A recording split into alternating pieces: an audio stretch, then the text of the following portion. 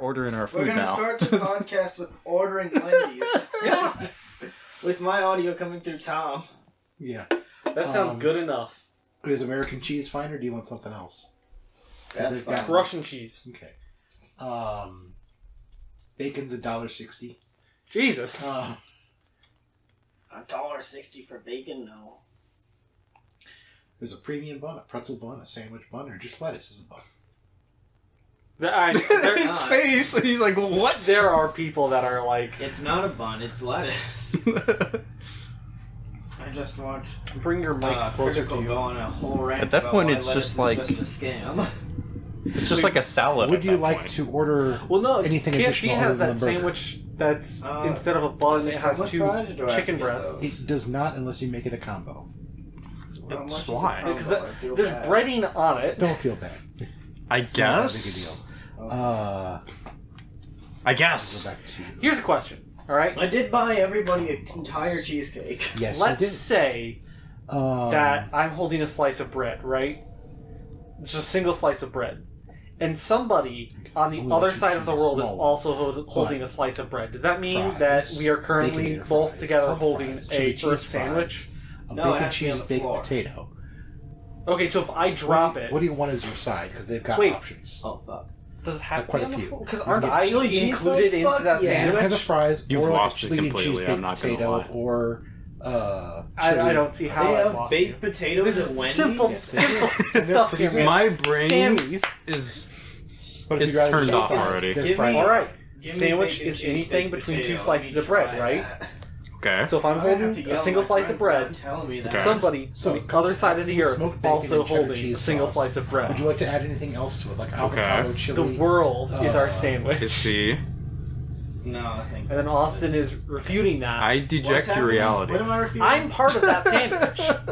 No. Yes, I am. I'm part You of have that to- sandwich. You have to put it on the floor, and then that guy has to put it on the floor. Then and what then counts as the floor? What do you want to drink? The ground. Why? The Okay. down. Earth? Yeah. Or Why? like- You What if they can't close by hold the it. time we order?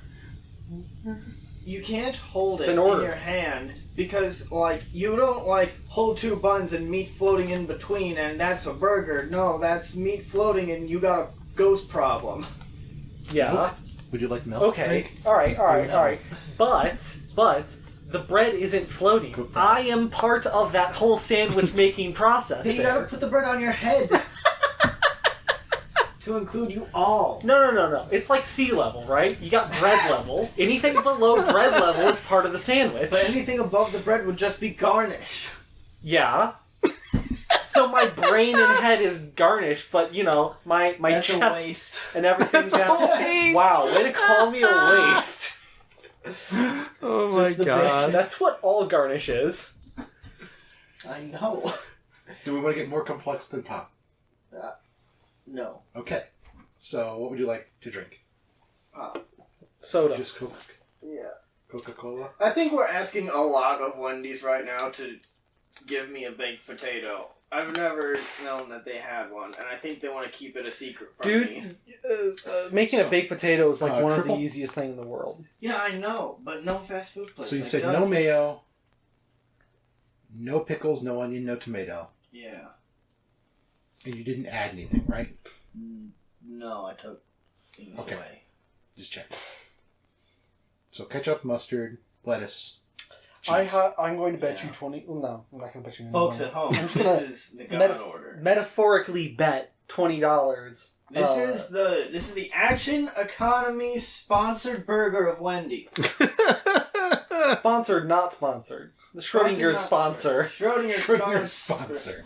If they hear this, maybe they'll sponsor us. Are we sponsored or not? No one knows until they call, and with either a sponsorship offer or a cease and desist. Hey, if we get the cease and desist, we can just rebuttal with, it was a joke, man. It was a joke. Just a prank. Freeze, What do you want freeze, for your freeze. side? Fries. I gotta put my back. Fries, Baconator fries, pub fries, or chili cheese fries? Just fries. Man. It's 10 o'clock at night. If you ask them to be like, I need special fries, they're... Is a Coke fine? Yeah. They'll slap you. They'll come here and slap us. Yeah. Like, oh, I'll deliver it myself. He climbs out of the drive-thru and starts walking. You're approaching me. Yeah. I am rapidly approaching your location. Oh, okay. I can't deliver your order without getting closer. Yeah. If you go into Baconator combos, they want to know what size of Baconator, and so it just says Baconator, and below it just says something that marked Son. No. Tom. That's Son of Baconator. Yeah, Son of Baconator is Yeah, the smaller version smaller- of that sandwich. If you want your son back, But it doesn't say Son of Baconator. Don't ever talk to me or my Baconator son ever again. Alright, and you wanted chicken nuggets, right? Yeah, some nuggies.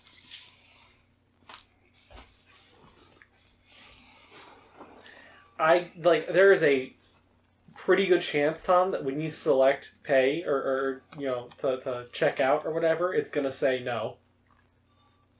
It's not impossible. I'm pretty sure it's happened to me before. In which case... I mean, I know it's late, but, I need food. It's not even that late. For retail, it is. But Normies go to bed at, roughly 11. Yeah, but, Well, fuck that. this is fast food workers. They get paid minimum wage to deal with the worst bullshit. True. However, some places, like White Castle, are open 24 hours. In which case, that's totally expected. But, other places, like Wendy's, I vividly remember having a "we're open 24 hours" ad campaign, but they're not open 24 hours. Yeah. I vividly remember this, but this was That's a lot of those almost places. 10 years ago now. They'll be open 24 hours, but then they close the kitchen to clean it and shit. Yeah. Which, okay, you gotta do that, but, why I advertise it that way? remember when I was a kid, I remembered, when I was a kid, very small child, below 2 numbers. Yeah. Single digit. Yeah, single digit. 7-year-old. Something like that. I remember that I thought of the Meow Mix song, Okay. and I just would hum that to myself. As But I you do. didn't hear the commercial for it, and when the commercial came on, I was so irrationally angry at it for stealing the song from me.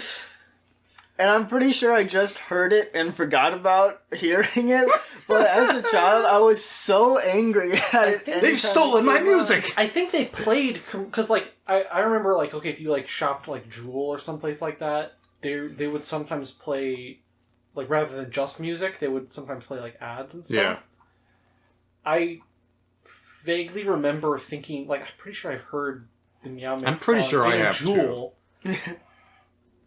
So you might have been in a store someplace and heard the song, or just were driving to a store and heard it on the radio. I mean, apparently as a child, there was a lot of eventful things that happened while I was not aware of it. Like, when I was a baby, apparently, my parents were at some Goodwill store, and it got fucking robbed at gunpoint Sick. while I was there. So Alright. I can't, and I was also apparently taken in a helicopter above the Grand Canyon. I can't remember any cool shit that happened to me. There's some stuff like that where I don't remember. I went to New York when I was little. Can't remember it. Confirming your order. But there is a lot of stuff that I do remember. Wendy's has confirmed our order. Sick. Cool. Yeah, but when I was at my cousin's house watching it, it literally confirmed my order for 3 different places, and every time after 2 hours of saying, hey, we're preparing it, it went, literally it's hey, it's preparing it, and an hour and a half later, it's your DoorDasher is going to get your order, and I'm it's 2 a.m., but okay. And the DoorDasher would go there, wait for 30 minutes, and then text me, they're closed. And I was Yeah, man. I don't know, my guy. It's not my fault. I ordered this an hour before they were closed. Yeah. We should probably explain what's going on. Yeah, maybe. Should we? Yeah. Yeah. Jesse is on vacation, so The bastard. Yeah, we're postponing the Eternity stuff for a little bit. As warned on our Instagram page. Yeah. And of our other social medias run by me. Yeah, I only know the one. I only run one, and I run it like half-assedly at best. I think there was this one dude who, like, I posted, like, oh, hey, we're doing a talking whatever. Like a real podcast that humans do? Yeah. Bring in questions if you want. No Yeah. one did. But one guy commented there, like, he's like, advertise this on this site. What? And I was like, What? Why? no thanks. Like, it was like this other Instagram account that he was okay. like, I think I know. Yeah, I think I know what's going on there. It's Yeah, and I was like, I don't know if this is like, yeah, I gotta pay for this thing or whatever, but like, I don't want to do any work at all. So I was just like, haha, no thanks. Thank you for the offer, but we're just vibing. I guarantee you that person, if it even was a person, was like long gone by that point. Oh yeah, They're probably just dropping by anything vaguely within that area, like making announcements or anything like that, and just throwing out. Yeah. Yeah. I was like sitting there playing Skyrim, and I was like, oh shit, my boyfriend on Instagram, and I looked at him like, hold on, that's not my boyfriend. You lied to me. Wait a minute. Wait a minute, who's messaging me on Instagram? How dare that? You get all suspicious. Who are you? I have a very special set of skills. I have a podcast, you know.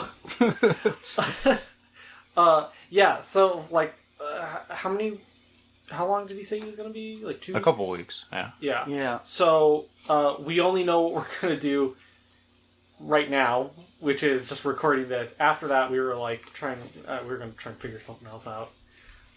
But I kind of figured we could just talk about the game.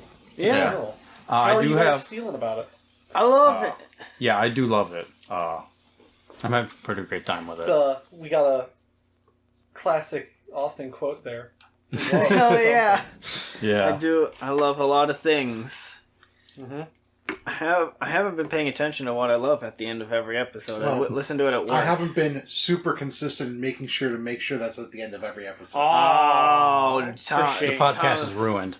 Tom's the next big bad evil guy. This is that point where everyone realizes that none of us watch any episodes. I have listen- a few, but I've been behind. I'm trying I to don't watch watch. it with people. I used to watch it on YouTube with my friend, and then I decided I didn't care that if like he watched it or not. I gotcha. And so I just downloaded them all on Google because I finally caught up with every single podcast I was listening to on So now you can listen to. So now I Well, listen to you- myself. Sorry, in my head I'm just imagining it's like, man, no writers are writing any new chapters of these books or whatever. I'm just gonna write my own book and I'll read that. Yeah. Yeah. But yeah, like I listened to my brother and me a whole lot. And I think I've listened to every single fucking episode at this point. I think past like 100. Okay. Yeah, I don't know if I've told you guys about where, like, how I came up with the concept for the campaign, but it was literally, like, in that moment of being, like, half awake, half asleep. Like, I was off of work, and I got woken up by my alarm, and I was like, I'm going back to bed, because I can. So I slept in, and in that, like, sort of pseudo half asleep kind of lucid thing, I just started having a dream about like just a ton of different sci-fi stuff, like planets, concepts for things, how a whole magic system works, and I was like, I woke up and I was like, I think I should write this down. And so I like wrote some of it down, and then like I think later in that day I just started listening to. I wasn't even listening. I was on YouTube just clicking around on stuff, you know, as you do. And I found some video. It was music playing, but it sounded like it was playing in like a mall. Mm. And I was just sitting there, and then all of a sudden I was like, man, it'd be super cool to like be listening to this and be like alone in a mall and then I was like, what if it was a spaceship? And then from there, it just kind of sort of like all fell into like all the history of the eternity and everything like that. You met Apollo. Yeah, it was like everything just started, like my brain started to expand, and I was, Just a note for the listeners: this campaign was planned way before this was conceived as a podcast. So we're just kind of, hey, you want to do this? Yeah, sure, why not? I think halfway through our,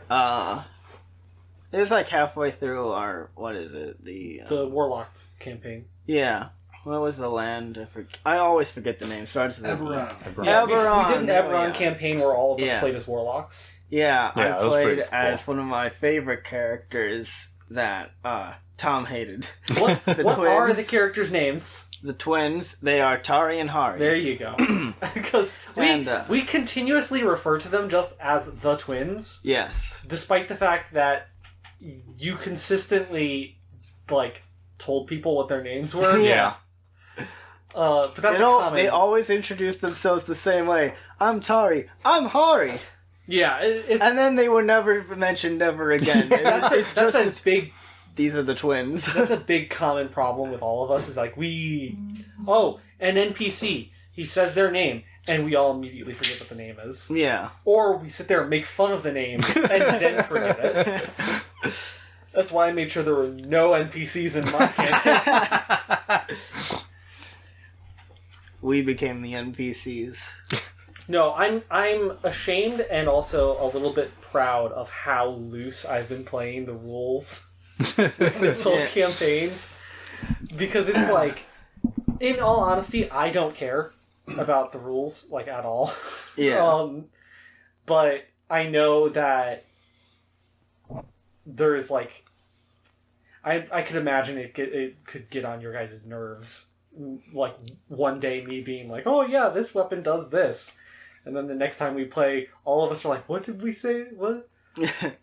Oh, we'll just make it up. Keep in mind that on top of that, sometimes you'll ask me something. Yeah. And my knowledge of the rules of D&D is very, very mixed. Because I first played 3.5 with a group of people who had a ton of house rules. Mm-hmm. And they explained how to play D&D to me. And I've since found out that a lot of the rules were completely wrong and not part of the real system.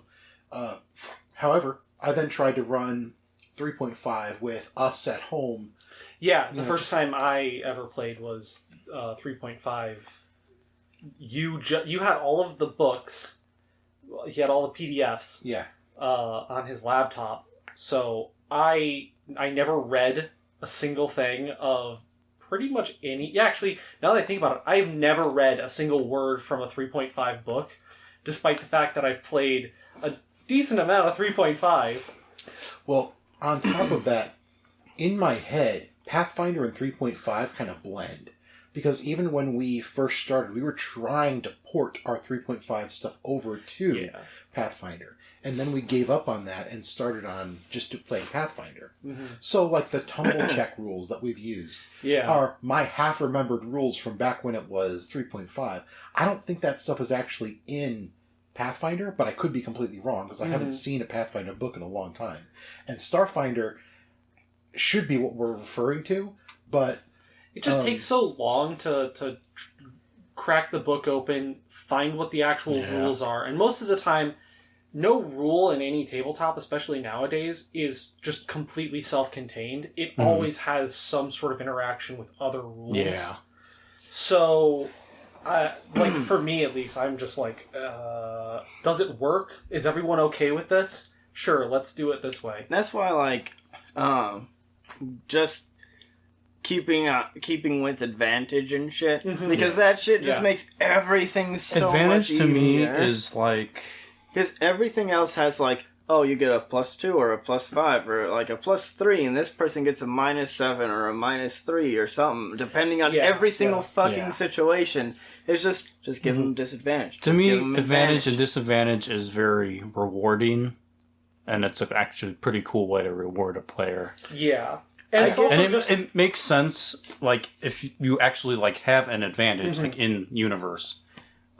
you're not at the mercy of a poor roll, you know? Well, yeah, and, like, you...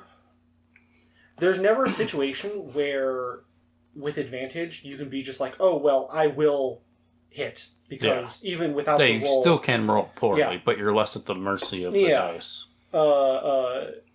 And there is something that... I don't remember the specifics of advantage. If it's just you take the second roll, or if you take the higher of the two. Because that's twice, the way that I thought it was. Yeah, you roll twice and use whatever's better. Yeah, because there was some stuff in Pathfinder that I remember where it'd be like, you roll, and you can roll again, but you have to take the second roll. Even if it's worse. Yeah. I think 5th edition actually borrows a whole bunch of stuff from Pathfinder.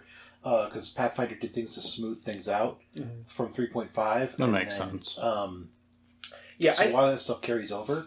You'll notice in a lot of... there's some... If you get homebrew stuff from D&D Beyond, occasionally you'll stumble across someone who's used, it gives you a +2 to something, or a negative, things like that. Because that's classic, everything before 5e pretty much uses pluses and minuses, although I don't know much about 4e, so... And I don't think of it as being a, like, wholesale kind of, like, you have to never have, +2 to something. Yeah. I feel like, given the scenario, the specifics of whatever's happening, like, it's perfectly okay to be like, yeah, this roll has a +2 to it instead of advantage or something. And it really did need to be simplified, because as it was, I played a sniper character in Pathfinder, and when you start doing things with range and whether or not you're prone and half cover full and line of sight, then there's the wind. They just introduced it actually might have wind stuff. Tasha's Cauldron of Everything. They brought back some of the stuff of holding still to better aim and stuff like that. There's all sorts of things like that were you could get like 5 or 6 different modifiers that were stacked onto your attack that you had to calculate and be like, okay, so I got a +2 from this, a +2 from this, a +2 from this. They're this far away, so it's a -2 to this, and they got to have cover. So now I have to roll a percentile to see whether or not I actually managed to hit. There's a bunch of that in like the Star Wars RPG I play, and I literally just have a little book that is it's my attack modifiers all mapped out for each single attack that I can make with a character. If I decide to like take, I think it's like rapid shot with the extra attack, it'd be like, I remember this now because I've wrote it in the book a bunch. Normally, if I shoot a person with my pistol, it goes D20 plus 13, D20 plus 13, D20 plus 8, and any of those I can add +1 to. Yeah, I'm also, like, I'm a career player.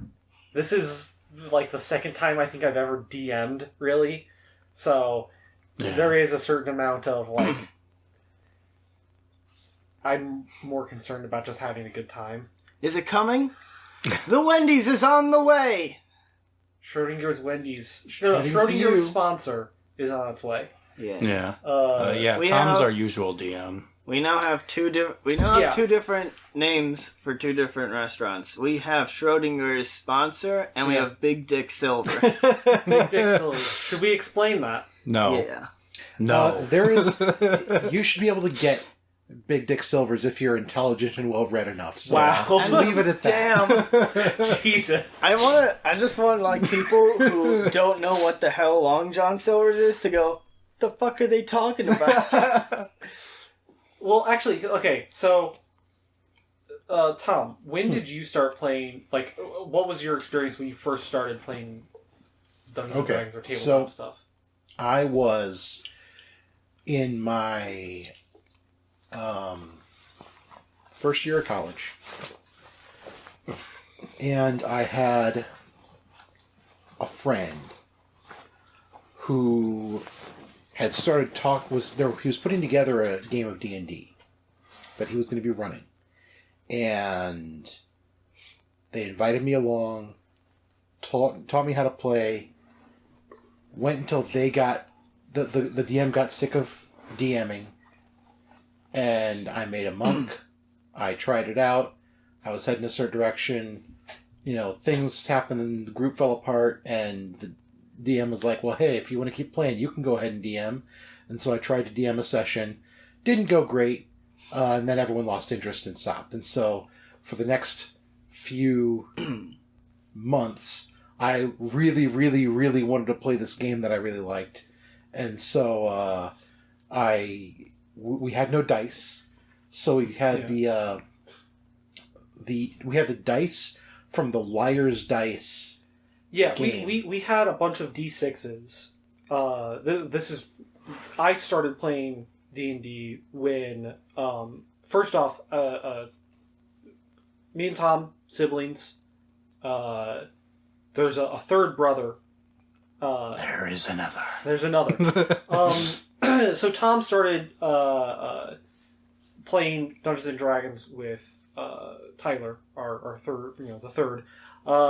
If you are one of the very few people that listened to the one shot for Strahd Must Die Tonight, oh yes, he was the bird. Yeah. If you could make out who was talking. Yeah, that one was awful.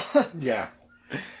Okay, but the two of you started playing, and I would just kind of hang out. I didn't understand what was going on. I didn't really care. I was like 15. Then I started getting involved because I would constantly chime in, with little things. And we just had D6s. Tom was the only one who had any of the books because they were all PDFs on his laptop. And it was I have one of the D6s that we used right here. It was historic. One of the most I'm trying to make myself quieter. Oh no, it didn't work. Go ahead and get yourself a drink, man. That was one of the most bootleg setups for any D&D game. I'm impressed that we were able to play any amount of that at all, because we didn't know any of the rules, and we were basically learning by, I tried to do this. Oh, well, you can't. Okay, why? And then we would get all right, this is how the rules work, this is about this sort of specific thing. Okay, cool, let's move on. And we would only learn little bits and stuff by basically just exploring in game. And that went on for a while. I was already familiar with the concept of the DM's rule, where it's rule 0. Yeah. And for a lot of stuff, we just using 4, you can't get an accurate number thing equivalent to a D20, but you can get a result that is between 1 and 24 with 4d6. Yeah. So that's what we did. The funny thing is there's a shit ton of games that use only a D6. Yeah. We had no idea those existed at the time. Well, we knew the Super Nintendo Shadowrun game existed. Yeah. So Austin, when did you start? Yeah, so I was I don't know what this is, and I went down into Lafayette for college for a year until I was man, this scholarship sucks, I'm not gonna go forward with this, I cannot. And came back after not passing some classes. I gotcha. But so I went down there, and I could pretty much do whatever I wanted, which was wild to me, because for the longest time I had lived 30 minutes away, 30 minutes away from the school I went to, so all people I knew really were over there. And here I could just do whatever I wanted. I had a bike and I had a dream, which was to be social. And so I went, and there's a D&D club, so I went over there, and I was hey, I wanna play Dungeons and Dragons. Literally not knowing anything except it was medieval fantasy, Skyrim and Dragon's Dogma and stuff like that. And they were okay, what do you want to play? Do you want to play 5e or Pathfinder? And I went, what? Are those campaigns? Are those campaigns? And they're oh, no, just which one? And I was Yes. I want to do Dungeons and Dragons. I didn't understand what the fuck anyone was saying, and they just seemed aggravated that I didn't know what it was. So they're like, go into the other room, and there's people playing Pathfinder there that are helpful. That's a disappointing group. I mean, you were lucky to have not played with them. And I went, okay. And I walked into the other room, and they were like, who are you? And I was like, I'm Austin. Do you play Dungeons and Dragons? And they're like, we play Pathfinder. And I was like, okay. What's that? And they're like, it's like Dungeons and Dragons, but it's better here. And like they started setting me up with the sheet, and I was like, okay. And I didn't know what the fuck was happening. And I can only imagine your first experience being Pathfinder, because oh my god, even just 5e felt like a lot when I started. Yeah, no, I didn't understand anything that was going on in the entire campaign. We started a campaign, and I was like, this is really weird. I don't know. I was a fighter with a dual-bladed sword that didn't understand how I was supposed to play the character because they gave me all these feats and stuff that, in retrospect, was a good build. I could, like, do a bunch of attacks. It was basically, like, dual-wielding. Yeah. Mm-hmm. But I didn't fucking know that. Yeah. I didn't know what to do. I didn't know, like, what feats to use or anything like that. So I was just like, I stab him. That's my turn. And these quote-unquote helpful people who play Pathfinder didn't immediately realize, hey, this person's never played before. Maybe we should teach them how to play. To be fair, they tried, but I'm fucking dumb.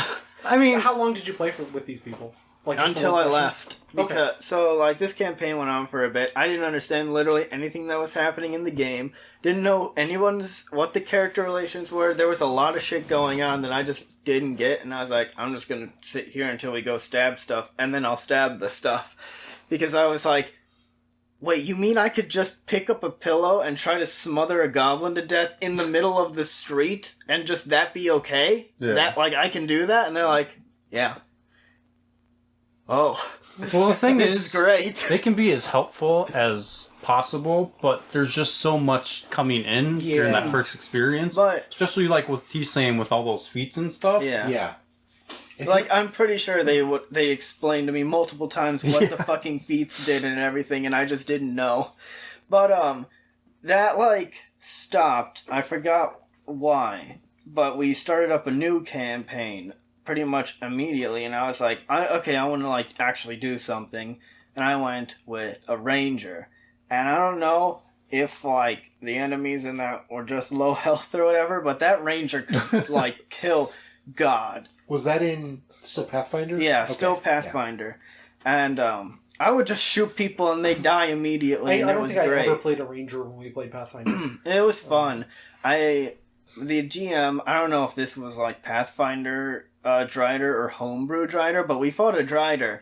And the GM was like, oh yeah, this Drider has like a tarantula spider body. And the hairs on it, the tarantula are poison. Uh-huh. And so he was like, it does strength damage. And so all of the warriors, all the frontline people Travis's face right now is amazing. We had like, I think 3 or 4 people that were like strength fighters and stuff. Yeah. Strength people. And the Drider just made them all drop.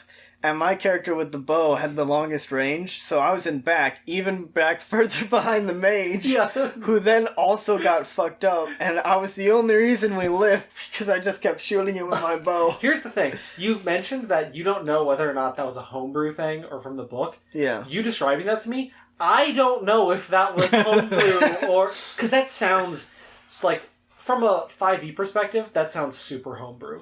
Yeah. But from a Pathfinder perspective... That could be anything, man. Well, if you're not aware, there's a website, dandwiki.com. It's not D and D or D ampersand D. It's DAND wiki.com. And that was where I got, because they had the system reference document which had the basic rules. But on top of that had a compilation of tons of homebrew stuff for 3.5 at the time. And that was where I pulled a lot of my stuff. Oh. So that explains why I was able to play Saiyan. Exactly. There were solid race builds in there. Like the Saiyan build on DA&D Wiki was balanced. It just incorporated certain things like, oh, if you take this much damage and heal, you get this much of an XP boost. So you could increase experience by doing the Zenkai thing from Dragon Ball Z. And so the race was balanced, and they had a ranking system as to how well made was this homebrew thing. And so any of the 5-star ones you could use with no problems whatsoever. And that's what we did, is because that was part of the thing, is that a lot of people, and this is a recurring problem with me trying to get new people into D&D, is that you tell them you can basically do anything, but they don't understand that means, like, you know, you can, like, I want to pick up this cup. I can pick up this cup. They think that means, okay, I want to be Chuck Norris and kick the planet out of existence. Yeah. They think, and I was like, why would you do that? That's not a game. That's you just saying something ridiculous because I said anything. Yeah. And, I definitely think that it should be like, you have full control in Dungeons and Dragons or Pathfinder or whatever. Which Chris, was when did you start? What blew my fucking mind. Well, I started in around 2016 or so. A friend of mine started up a 5e campaign and was like, hey, you want to play? I'm like, sure, yeah, I've never played before. I've always wanted to play. So I played a rogue. Actually, my rogue was Hath. Okay.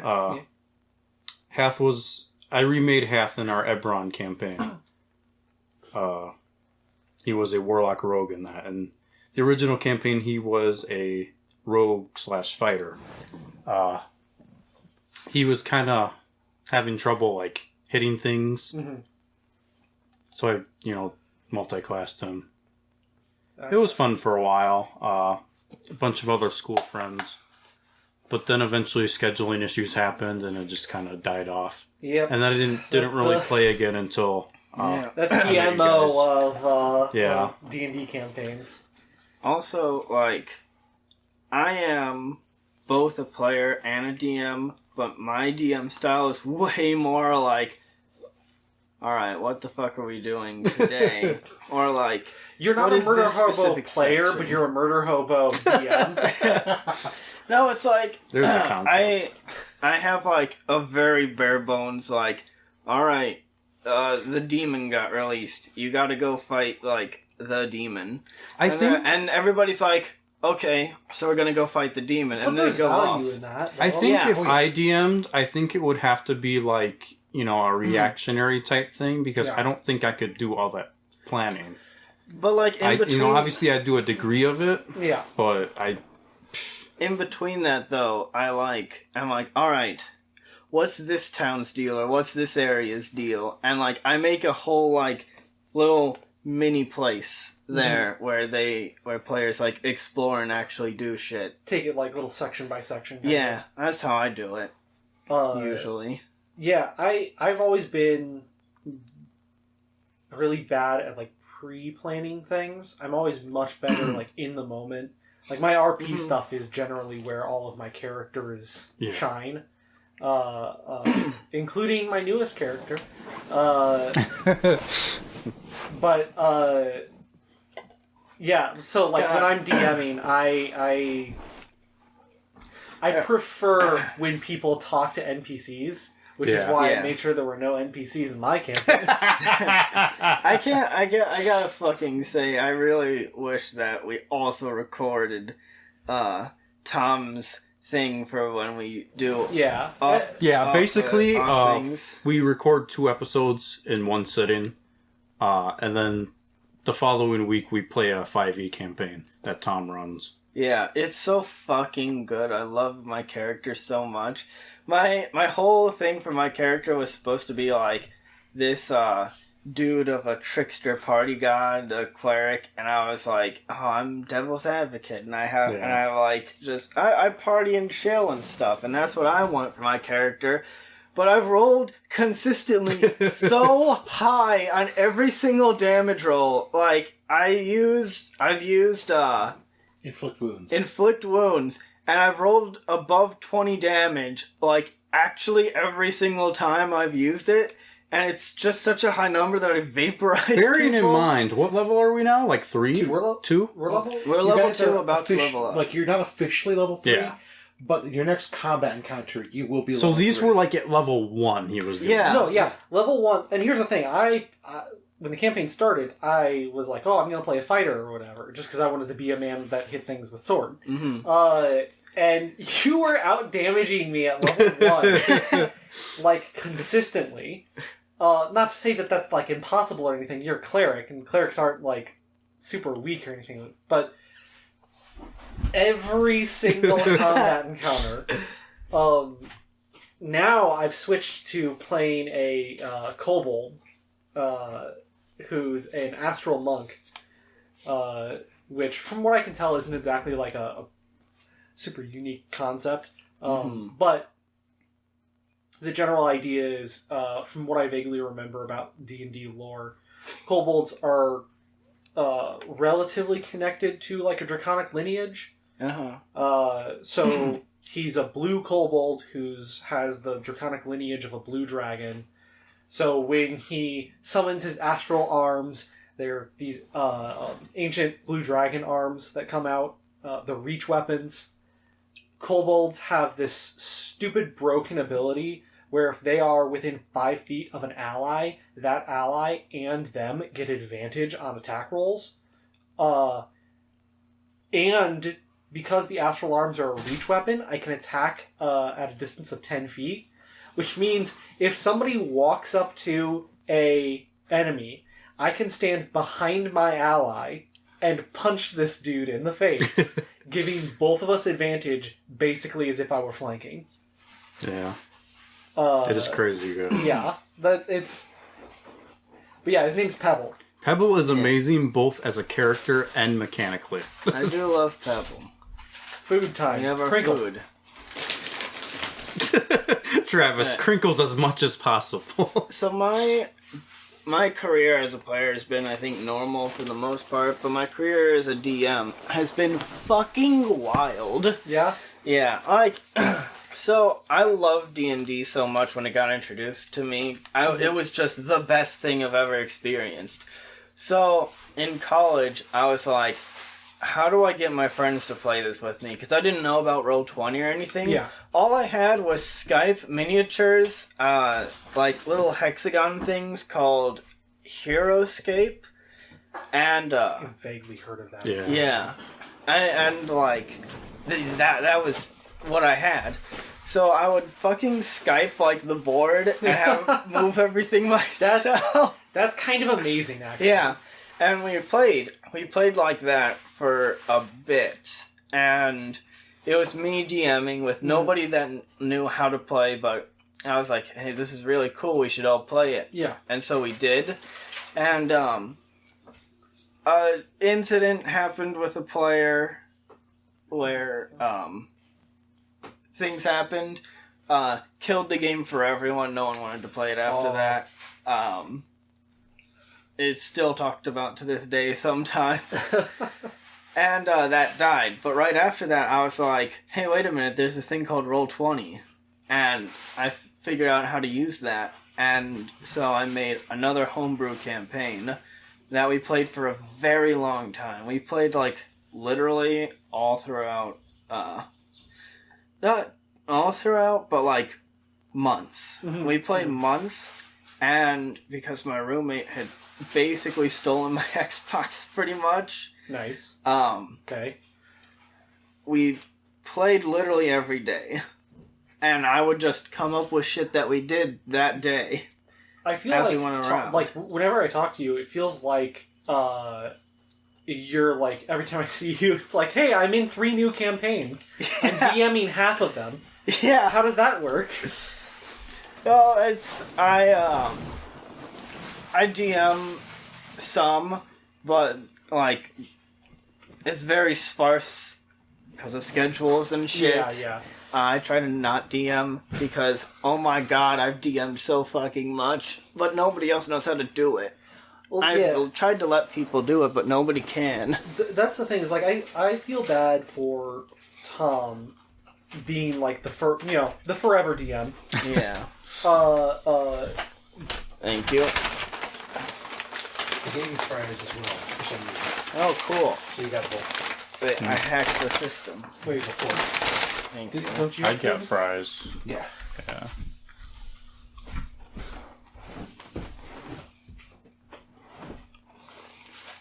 But yeah. Yeah, I feel bad for Tom for being the forever DM, and like I've always wanted to be a DM to give him time to actually play. But I suck at pre-planning so much that when it comes to just like, oh, I'm gonna start a campaign from scratch, like I can't do it. I mean, that's the only reason really good. the only reason this campaign has worked was because I had that fever dream of the day where just like, everything happened and clicked into place, and like I basically created an entire setting and universe. I get like good ideas for campaigns sometimes. I could just like text you them if you want. By all means. I have great ideas, but they're usually like self-contained. Like, I have a hard time expanding upon them to make them into like a full campaign. Like, Well, you could do some like one-shots or minis for us. Yeah, that's actually something that I've kind of wanted to do, because one of my favorite things to do, which I imagine it comes through pretty heavily in the Eternity stuff, but I love doing horror in like, because it seems, at least to me, it seems like an impossible task. Like, have a horrific or scary scene in a tabletop game. Like, you really have to kind of get people to pay attention to the words that you're saying for that to work at all. But yeah, it's one of my favorite things to do. But I'm into it.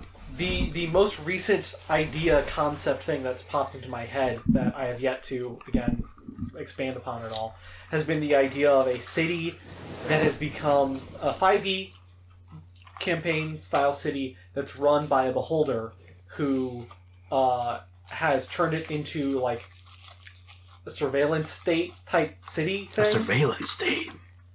Oh god. Where like you're constantly being monitored. There are like these eyeballs everywhere, and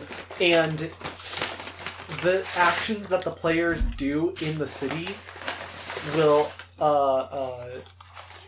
affect the way advertisements are presented to you. So literally, like, you walk around and like your fighter stares through a shop window at a sword or whatever, and then like a floating eyeball creature thing comes down to you and is like, I've noticed that you've been staring at this. How about you shop at these stores? And it'll give you suggestion of stores to shop at and stuff. Basically like the cookies system on like most websites. Where they're literally monitoring everyone in the city so that they can advertise to them to like send them to places. I was more thinking Big Brother.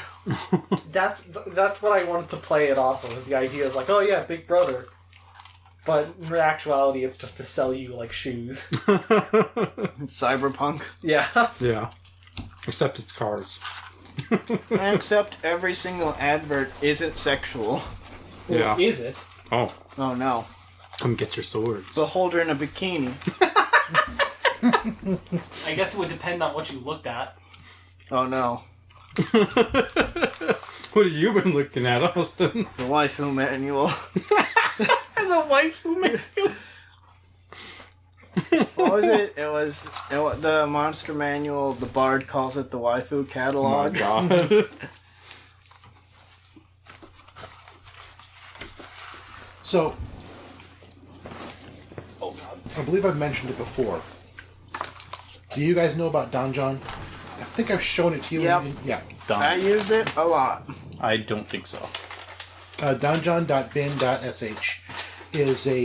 Schrodinger's sponsor, again. It is a website that is basically a guy who took all the charts and stuff that all the, like, D&D people have put out and he's also compiled a bunch of stuff and created a ton of random generators. So, if I am DMing, I can guarantee you some of the stuff that's happening is coming from this. So, he's got stuff for just generic fantasy.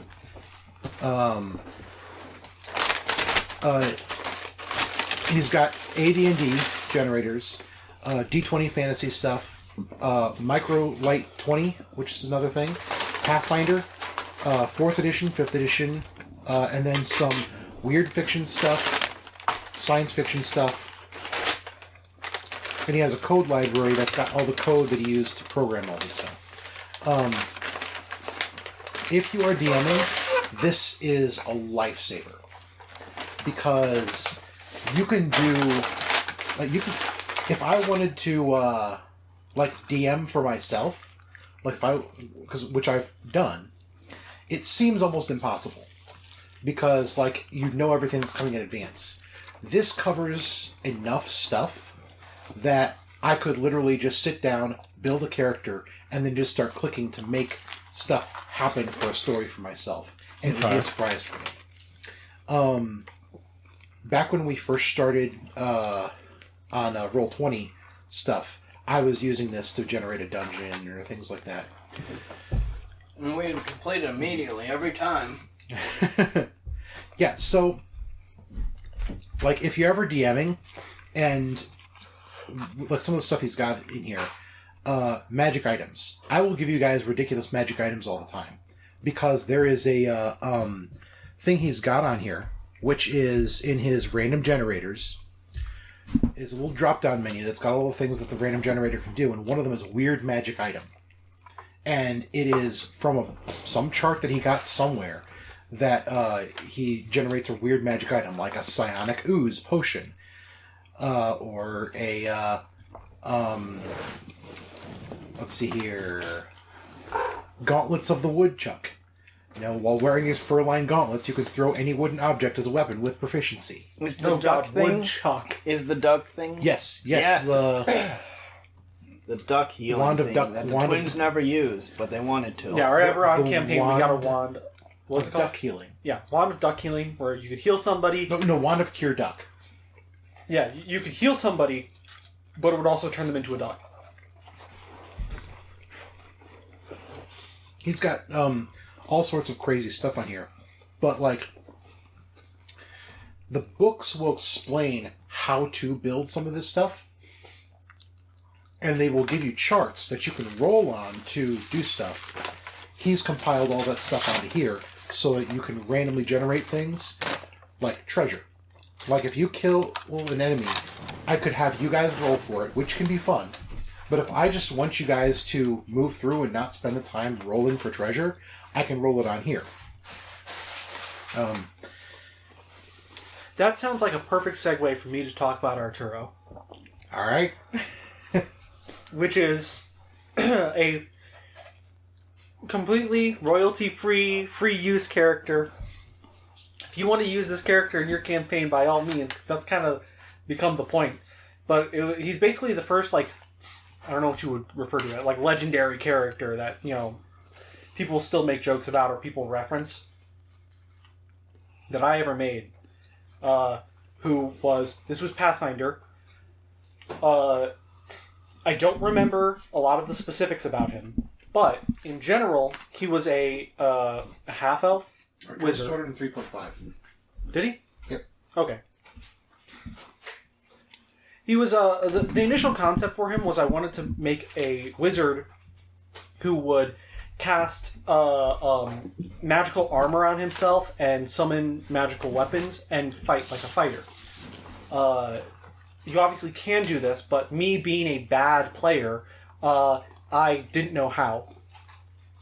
So I unintentionally created a wizard who did illusion magic. Yes, I know I made a lot of mistakes with the process of making this character, but at the end of the character creation process, this is what he became. So he was a half-elf wizard who specialized in illusions, and he had an item with him.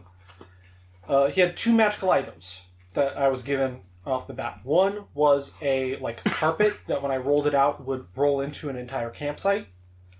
And the other one is a cart. It's an actual, just a straight up cart that I would have to drag around with me everywhere. And at any time I could reach in there and pull an item out of. However, it had to be a useless item. What was it? It was a custom magic item I made for the character. Mm-hmm. Called the Card of Useless Items. Yeah. And basically it was a, roll a D100. There'd be a table of, random items. None of them could ever be actually useful. Unless you rolled a 100. Yeah. Then I rolled on the magic item tables. And so he was a merchant. So, concept for the character was that he was a failed wizard. He'd been kicked out of every wizard's college, for cheating. Because in either 3.5 or 5th edition, or not 5th edition, 3.5 or Pathfinder, one of the others, there was a feat that you could take where you would sacrifice, you would gain less spells, spell levels, but you gained an insane amount of cantrips, and level 1 spells were also counted as cantrips. So a lot of the basic illusion magic and stuff was just cantrips, which meant I could just cast it with no cost. In my head, the way that I had imagined it was that I had imagined it that a spell requires material components. Well, he has little cheat sheets, pre-made packages of these material components that he can just whip out real quick and have it cast. That's what his cantrips were. And he used his illusion magic and these cantrips to cheat, and he'd been kicked out of every college, so he went into the family business, which was being a trader. So he would drag his cart around, pull out useless items, and use his illusion magic to sell it to people. Okay. He was a hilarious character. He had a pet owl named Arturo. Not Arturo. Archimedes. His name was Arturo. I imagine him. I was like, okay. Well, I mean, that's not the weirdest thing I've heard. My name is Archimedes, and this is Arturo. Wait, switch that. I'm Arturo. This is Archimedes. He was useless in combat. Basically, no offensive spells.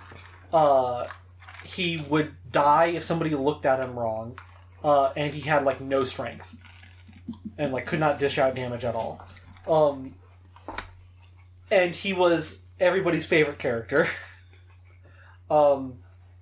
This was again, it was mainly just my roleplay that got the character so popular with the other players. But eventually, when the campaign ended, he references to him or things like that would pop up every now and again. He started a business called Arturo's Staves and Stuff, which the big acronym for it is just ASS. You pulled out... Oh yeah, the one time I pulled out a magical item from the cart. He rolled 100 on his cart once. I pulled out a quarterstaff, which was the weapon that Arturo used.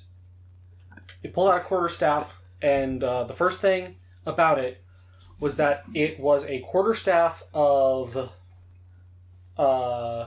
forgery. Yeah, forgery. Yeah, you could use the quarterstaff to forge documents and things like that. The second half of the magical item was that it was sentient. Oh. Alright then. So, yeah, the idea is that Arturo and this quarterstaff created a business where he was selling magical quarterstaffs. And everything else. But yeah, he's kind of a just a joke character, sort of like a useless item version of the shopkeeper from Resident Evil 4. What are you buying? Yeah, except everything inside of his coat is just pots and pans and stuff like that. He opens his coat, it's just clings. What are you buying? Yeah. The first thing you sold was a bucket that had a hole in the bottom. And you cast an illusionary smell on it and sold it as like a relic of an old dwarven brewery. That's pretty great. I think my only, legendary character that frequently keeps getting brought up in jokes and shit, not in, D&D, but, just jokes in general, are the twins. Mm-hmm. Yeah. Me and Chris always we find memes and we always send each other, and it's just, this is the twins. Yeah. And it's just some wild shit. The twins are like, I had no plans for the twins at all. I was just like, I want these two children that and they have magic. And their whole deal was that they had to stay within the same square and cast shit together. And that was how they cast magic. And Tom was like, well, you could be a Hexblade, and one of you could just be the Hexblade. And I was like, yeah, let's do Soul Eater. Yeah, bud. And they quickly became You played them like kids. I played them like kids, but also really fucking dumb kids, because well, they were almost feral. Was the idea. They were super almost feral, because the beginning part of their life was they were what was it, the street kids, what is that background? Urchins, yeah, they had the urchin background. And Tom's whole thing was oh yeah, you guys heard this magical forest that... no, it wasn't even magical, I don't think we knew. It was just a forest with a bunch of food in it, so we went there.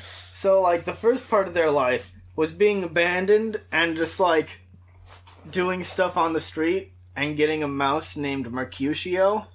They had, one of the feats that they had was it let them travel cities, faster. Yeah, we used that a lot. Yeah. If the children were in a city or whatever, they could get from point A to point B by using back roads and stuff like that. Yeah, that's one of the urchin features. They just have an innate understanding of how to get from point A to point B. Yeah, but they had been living in the woods in this derelict tower by themselves for I don't even know how long. So only a couple days, because you guys went in there and then stole the bed. Yeah. No, you didn't. They didn't steal the bed. They moved the bed to the basement. Yeah, that's what I meant. It was the bed was in the top room, and you guys must have been in there for at the very least 2 days. I'm gonna say. I don't think it was days. The bed. I think it was months. No, they'd been there for a while. Okay. Yeah. Well, you had taken the bed and moved it to the basement. Mm-hmm. Excuse me. And my character, which was just a goblin. At the start of the campaign, sure. Just the goblin. And I rented out this tower from to study. Sketchy ass dude. Yeah, from some super sketch dude. And I'm like, oh, this is perfect, except for the fact that there's no bed. And then the children thought, some fuckers in our tower. Yeah. And we closed and locked the door, but you had a key. And so they ran up to the very top and hid in an attic that you didn't know about. One of my favorite jokes that we did with that was, I see them run into the tower. They lock the door behind them, and I run up to the door. And I have a key on me, so I unlock the door and open it up. They have run up to the second floor, and you said you grab a chair or something and throw it down the stairs. To great stop idea. you from great running idea. up. Except for the fact that the door doesn't immediately open to stairs. There's a room there, and the stairs are in the middle of the room.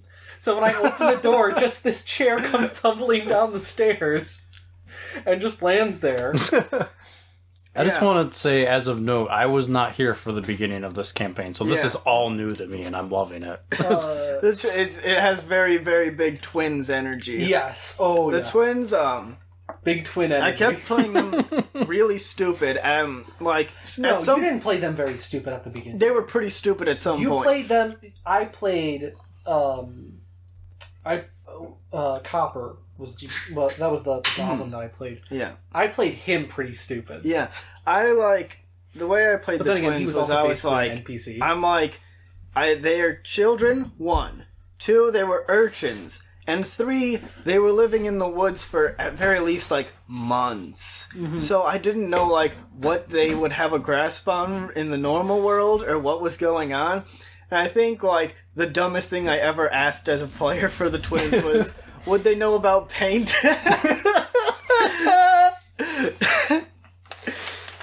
But like it's just like the constant thing in my head was, play them kind of stupid because like that's what they they don't know anything. They've never been anywhere. They were damn near feral, but like they'd go down really easy because they were just a warlock. If you had given them another week or two, they would have gone full feral children. So here's the thing: how old did you play them? Were you thinking of them as like 10, around that age? You played them as like 4. That's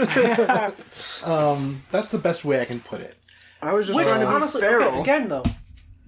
Like, it's not... If these kids had been staying in the woods for a long time, then found the tower, stayed there for a long time, I would not be that, like, surprised if mentally they were still, like, roughly within the 4 or 5-year-old. In terms of education, yeah, I agree.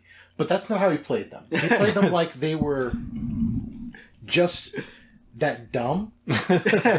Hey, maybe they were. We don't know. I mean, they didn't have an education. No, my running joke whenever we're talking about them, like when I'm talking with Tyler or Travis about them, is that it's not so much that the kids were chaotic neutral, so much as that you were chaotic neutral. And these kids were a conduit for that. And, you know, I think every player deserves to have that kind of character. Oh, yeah. But what I find so great about the twins wasn't just the twins in and of themselves. It was the fact the way the twins interacted with everyone. Yeah. Our characters, the way our characters interacted with the twins was great, and those are some amazing moments. But I love the synergy between the twins and like everyone. But also, like, NPCs. Like, going to the library for the twins was an adventure. Yeah. Oh, yeah. And that's the thing. I was always caught in this weird position because I didn't want to, like, squash your fun. Yeah. But at the same time, I'm like... I'm children. If these kids come in here... Like, it's one thing for Copper to treat the kids as a lot more free and capable and safe and stuff like that. Mm-hmm. But I had so many people just look the other way when, honestly, they should have been like, why are these kids here? Who is this goblin who has them? Why are these people around these children? Something is weird here, and I need to save child these traffickers. Kids. Exactly. Yeah. There were a number of times when I had to, like, I was like...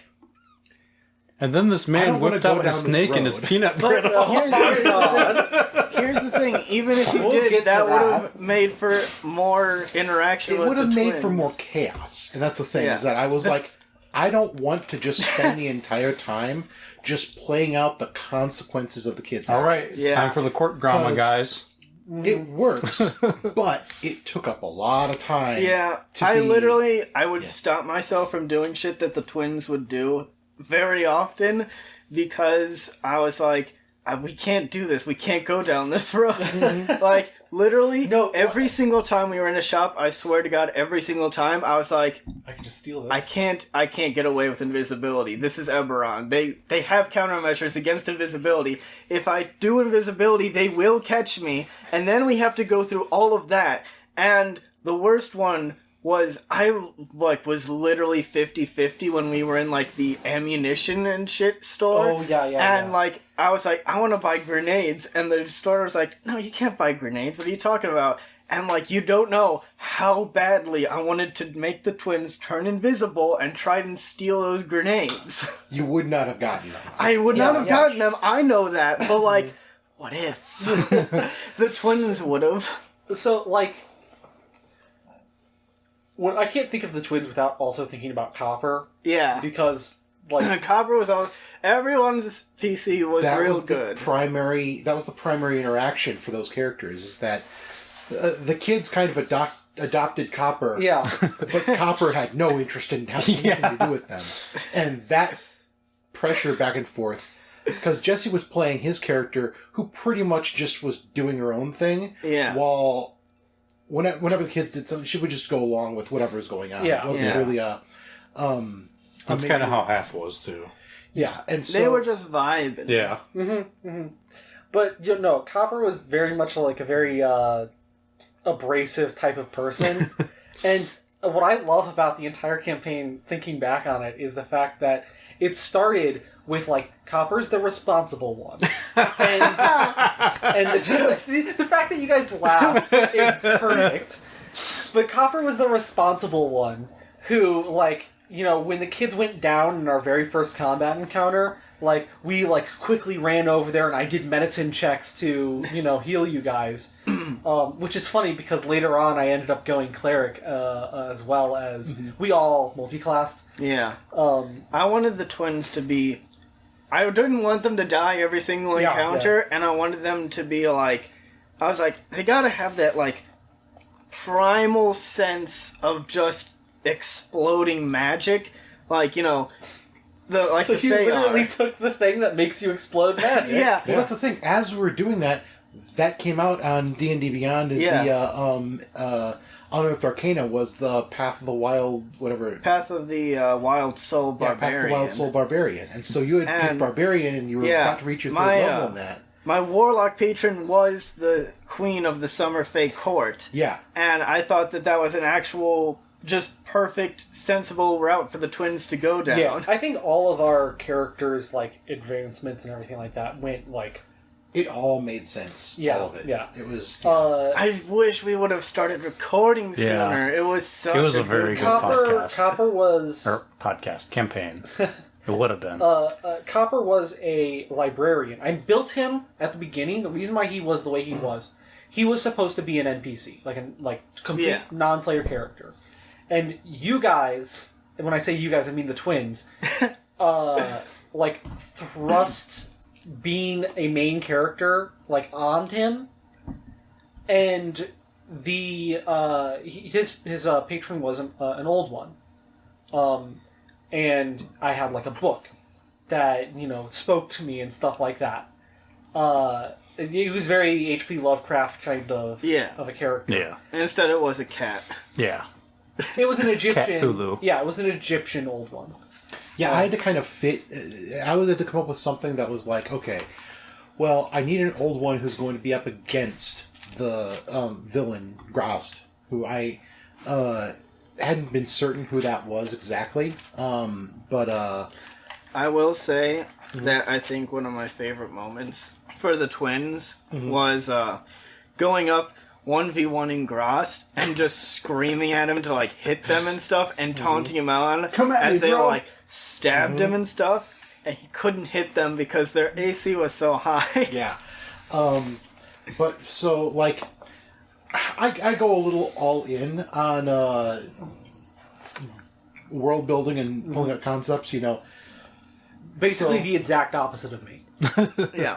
Well, I did tons of research into, like, figures that would fit, that were in the backs of the D&D stuff that, like, had been used before, and, like, how people... So when it comes to a Great Old One, there's a number of Egyptian stuff in there. So I was like, okay, who's the best Great Old One that I can classify as a Great Old One that works for your patron, that fits with the rest of the patrons as a unified force trying to stop Grast? And then imagine that as the little tiny domino, and that leads up to the very gigantic big domino of goblin with flaming hair, 7 different eyes, and cat ears, referring to himself as a Neko. And a tail. I had 5 eyes. Yeah, it was 5 eyes. 5 eyes and a tail. Ears, tail. My hair was on fire, and you all referred to me as a Neko. I referred to myself as a god. Yeah. Yeah, he also had he kept going insane all the time, and he kept getting permanent insanities. Through the entire campaign, at certain points I would have to make sanity checks, which, like, if you just have the 5e books, there's nothing in the actual character sheet for that. But other versions of the character sheet do have the sanity stuff. Yeah, I added in some sanity checks for this character specifically. Doesn't matter. Doesn't matter. Twins almost what matters insane. is I failed absolutely every single sanity check from the very beginning to the very end, and after you a get certain long-term point, madnesses each time you fail. And one of the ones that we had set up, and you for some of the easier ones, you would get short-term madnesses and stuff like that. Something that was like, okay, you touch this weird rock, you fail a sanity check, something crazy happens to you, and it makes your character kind of act weird. Of course, I love it. Okay, I love when Hath came into it because it was part way. Yeah, and then he's just like, "Is this normal? Is this just how it acts?" And the twins are like, "Yeah, you know." The twins are just sitting there like, give him like an hour. You want to play cards? Yeah, that's literally what happened. It's literally what happened. But there's like this amazing curve of insanity because I wanted Copper to like go insane. It went like that to that. Yeah, way up there. So like, I wanted Copper to go insane by the end of the campaign. In fact, I talked to Tom about potentially making Copper the bad guy at the very end, like the final boss. But I it just started as like, okay, he's an NPC. He goes insane and becomes a main character or whatever, and he's still like an adorable dude. So the first thing I was like, I want a gun. Because if you're a normal guy in a world that has guns, and you're like, I need to defend myself, my first thought is not, I'm going to get a sick rapier and charge into battle. It's going to be, I'm going to get a gun, I'm going to shoot people, because... That's the safest. You point it and you kill them. Yeah. Also, we haven't mentioned the MVP of our entire party for the entire thing. The third brother is here. Benvolio. You can have that cheesecake. Benvolio. I loved Benvolio so much. Well, I want to, real quick, I want to finish the bell curve, not bell curve, the curve of Copper, because it went from normal guy, I'm going to have a gun, I'm an adventurer now, to, like, easy street. Every adventurer thing that we did up until we met Hath was... There you go. It was my fault. Was like, we'd go on an adventure and immediately grab the thing and then, like, leave the dungeon without ever exploring it. It was just pure luck. Yeah. And so he got, like, kind of a big head and was like, we can do whatever. Well, you found Adam, the Warforged. We found a Warforged. We were killing absolutely everything because Benvolio existed. Yeah. Which we'll get to Benvolio. And Benvolio. When we got to Hath, after he joined, we went to the elemental plane of water, and there was a we went in with no plan, absolutely no plan, and it stayed that way pretty much to the end. The twins had a plan that you never shared. Oh my god! No, end of that. I did share. It was just take it. We were trying. No. We lied. Remember, we used illusory magic, and we're like, "Oh, we're on the council of these people." That was very much in the moment. We were in the moment, like, okay, we're here to we're inspectors. Yeah, we've come to inspect the relic, and they were like, "Damn, I guess they're inspectors." But it ended up going on to this whole big thing where essentially Copper had everybody up against the wall at gunpoint. That was one of my favorite moments of that campaign. And it was Clue, but with a gun. Well, you pulled the Murder at the Orient Express.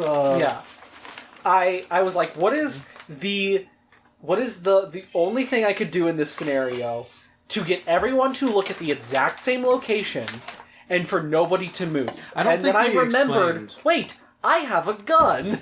I don't think we mentioned that the thing we were trying to achieve in that mission was to steal the Sword of Waves, was it? The Sword of Waves, yeah.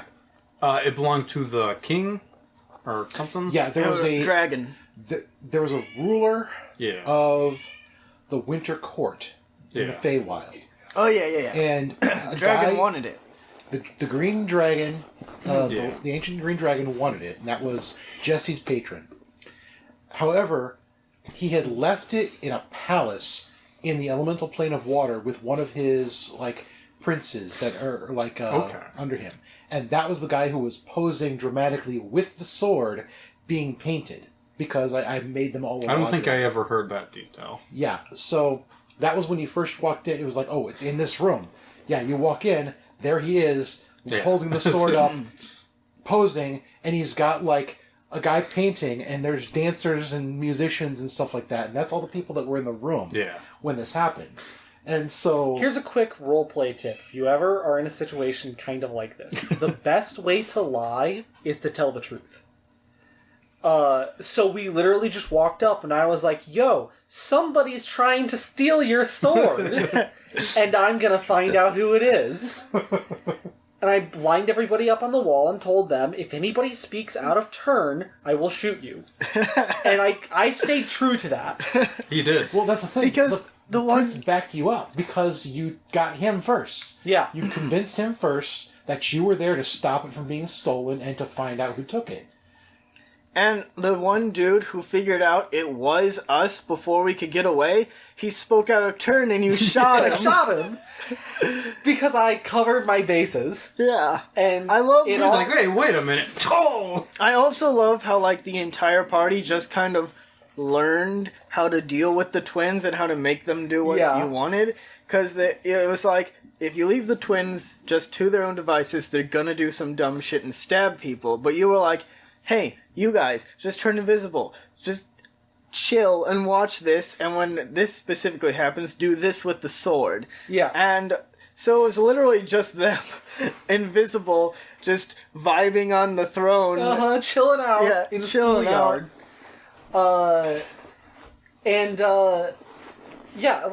Basically, it started to fall apart, and I had a trump card up my sleeve, which was darkness.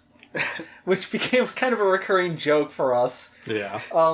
But I basically turned the entire area completely pitch black, and I acted like somebody else casted the spell, which in like game terms makes absolutely no sense because there's a verbal component, which means I literally had to say the spell.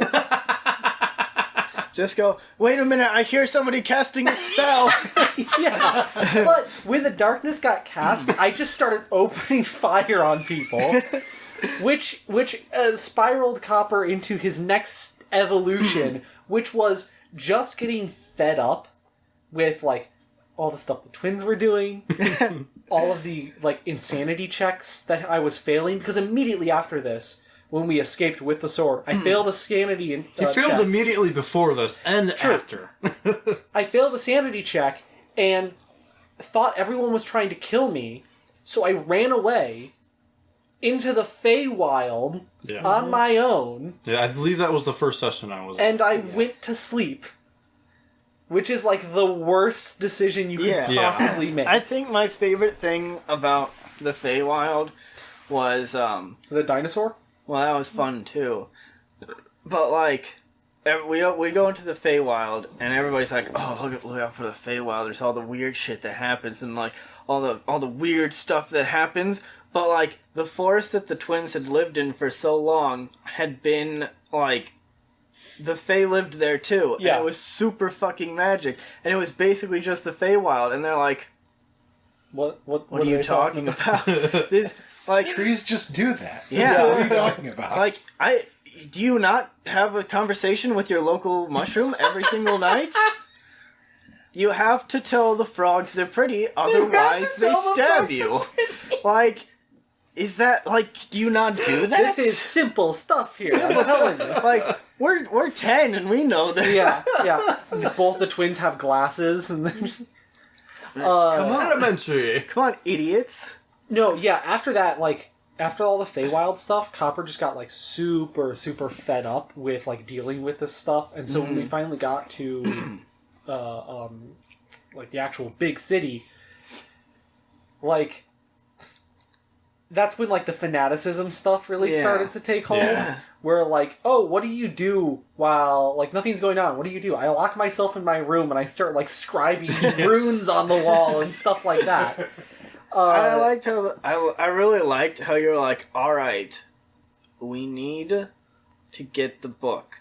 Now, I can't go in there because they know me in there. Yeah. Who's the best person to send into this library on a delicate stealth mission?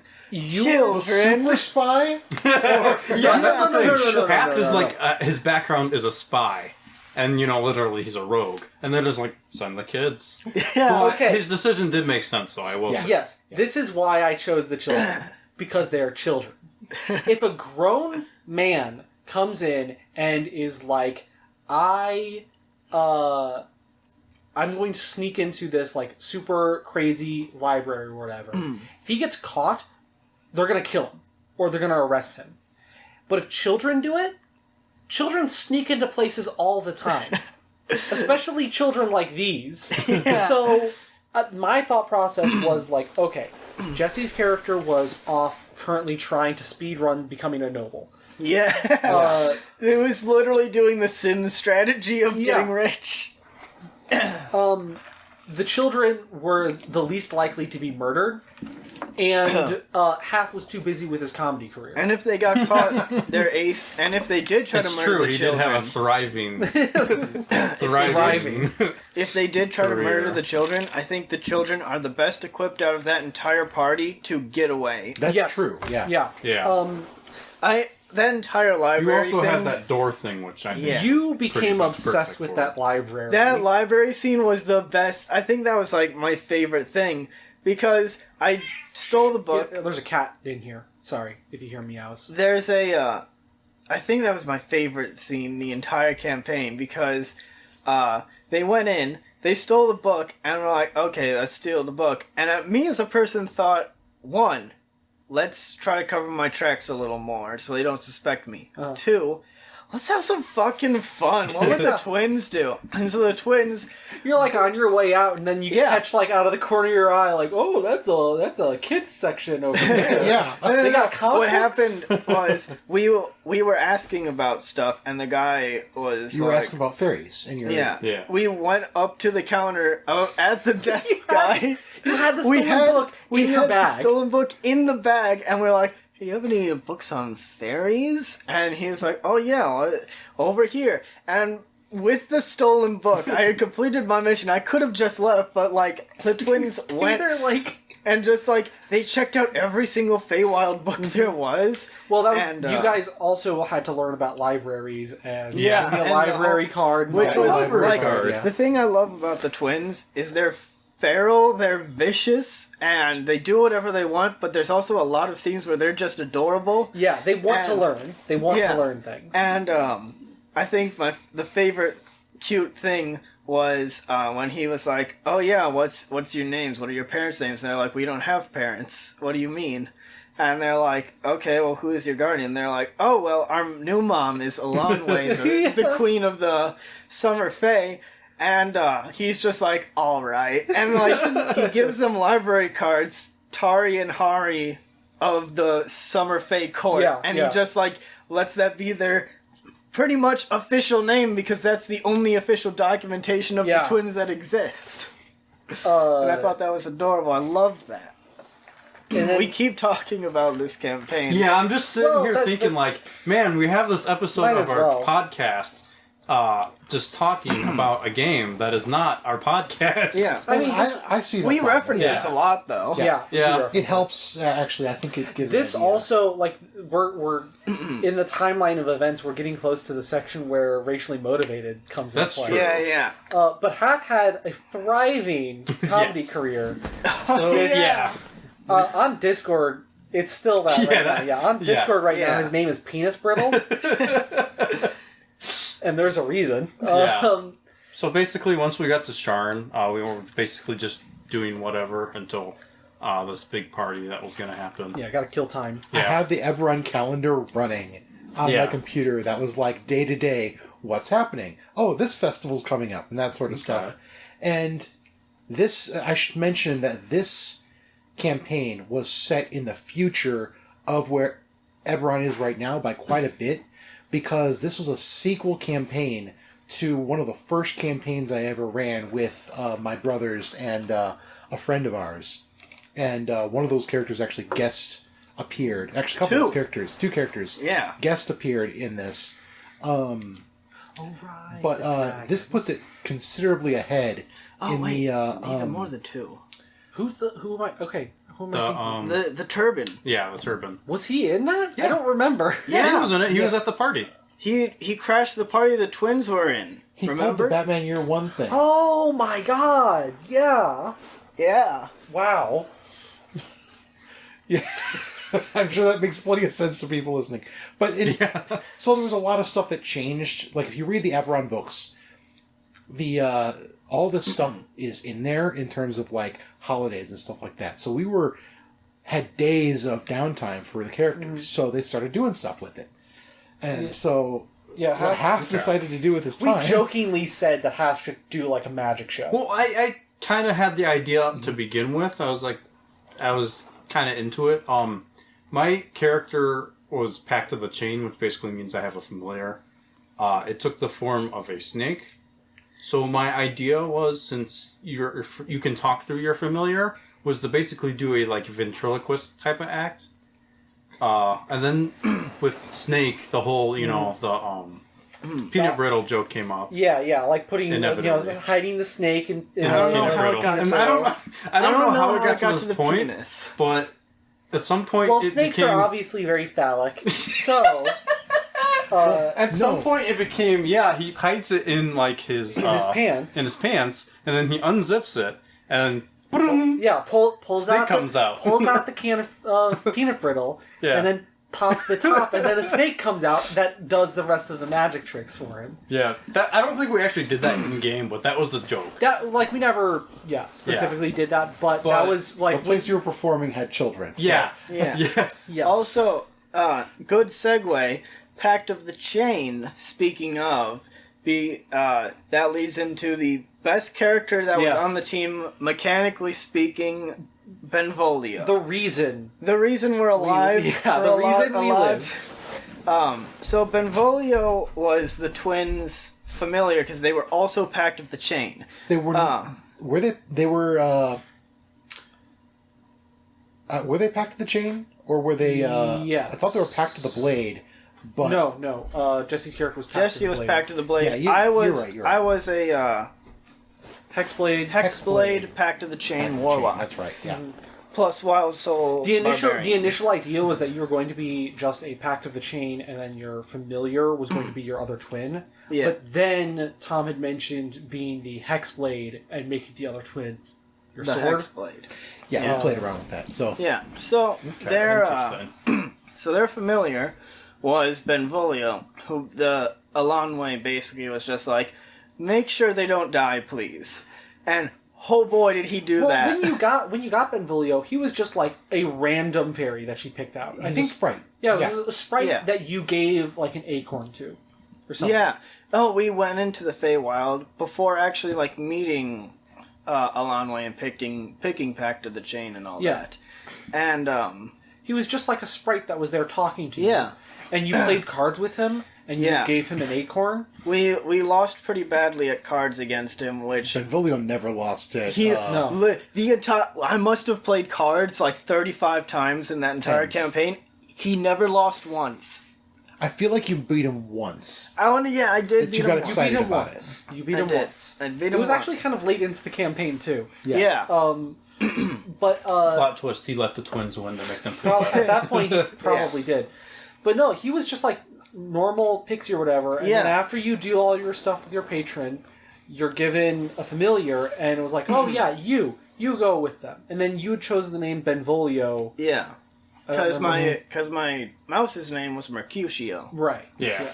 And Romeo and Juliet thing. So Benvolio, he went around and he was just normal sprite stats, but he had a bow that if he shot somebody and hit, it would deal a single damage, and they'd have to make a con save. And if it was like DC 10 or something. Yeah. If you failed it, you're poisoned. If you failed it by getting a 5 or lower, you are unconscious for a certain amount of time. Mm-hmm. And the amount of people that he made unconscious is absolutely ridiculous. I think the most famous one being we were in this dungeon. I still to this day don't really know what the fuck was going on down there, because there was an actual goddamn demon down there, and some lady who, I forget even who it was, I don't even, like, know if she came up again in the campaign, but, like, it was just this lady, and this demon showed up, and we're like, what's happening? And we were fighting, and Benvolio shoots the demon with the little tiny bow,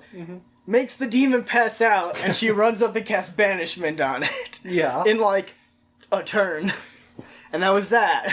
There I should probably mention, there was no demon, that was an illusion, and she cut the illusion right then when the banishment happened. She was a succubi. Yeah, I got the successful banishment play, which is the first time and I think only time I've ever successfully comboed any two moves, like, successfully, fluidly together. I keep on forgetting to mention that, like, you guys missed a ton of stuff. Oh, yeah. Oh, yeah. You were followed by so many things that just happened to not get to you because of timing and stuff. That is perfect. That is perfect, too. We knew it, too, but we couldn't prove it. Well, it's more than that. There are things that I built and played out their entire story in my head because you guys never interacted with what was going on. Do you know, there was a shadow demon that followed you from that first dungeon that kept on trying to do stuff, and I would have you guys roll things, and he could not get into a position where he could do anything to you for the rest of the campaign. So, like, I had this whole internal thing of how he was steadily going insane and getting upset with stuff. And I finally had him give up somewhere around, like, when you were, right before you met Hath, actually. Right before... Okay, when you like, right on the train? On the train. Yeah. Yeah, like, that, but that is perfect, too, because the entire campaign, like, at the end of the campaign, that's pretty much what it was ignorance is bliss, kind of. Yeah. Like, the end, like... I think a fun storyline... I just remembered Bernie. I think a fun storyline was that dude and that lady who, like, just were there sometimes. And sometimes they were chill and sometimes they were not. And, like, I was like, these guys are bad. I know it. And then Tom was like, oh no, you don't think they are. But, like, I didn't know that it was... He was trying to say that there was magic. Because if I would have known, I would have, like... ended that immediately and been like, oh, you're good. Oh, but, like, I kept arguing. I was like, no, they're not good. Like, even if I, like, perceived them as good, the twins as characters would definitely think that they're bad. Okay. And I didn't know it was magic. Your reactions in that situation were based more on a meta level. Because what the twins saw there was not, oh, they saw you and went and told someone. What the twins literally saw was a couple there who were talking and were chatting outside of a bar where they were clearly patrons. And he looked in and said something to someone and was going back and forth. That was also kind of my fault too, though, because... I was pretty sure that, like, the whole reason that they didn't trust him or thought they were in on it was because they...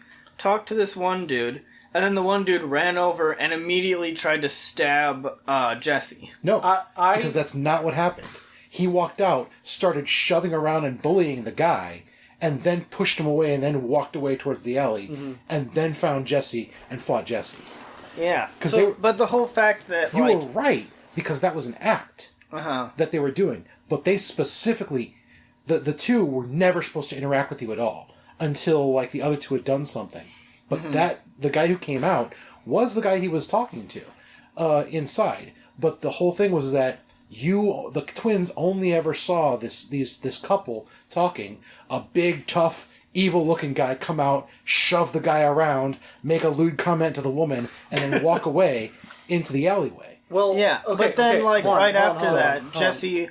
We had, like, the Stones of Far speech or whatever. Yeah. They were... And, like, Jesse was like, oh my god, there's this guy attacking me in the alley. It's not just that, Austin. It was also, when they showed up, I had also found out that we were being followed by a goblin. Yes, that's true. And he just fucking shot him. I specifically told you and Jesse what to do. I told you to go and take care of those two on the street because I assumed that they were there. Because from my perspective as a player, I thought it was like completely dead. Nobody was out on the streets except for these two people and then this person following us.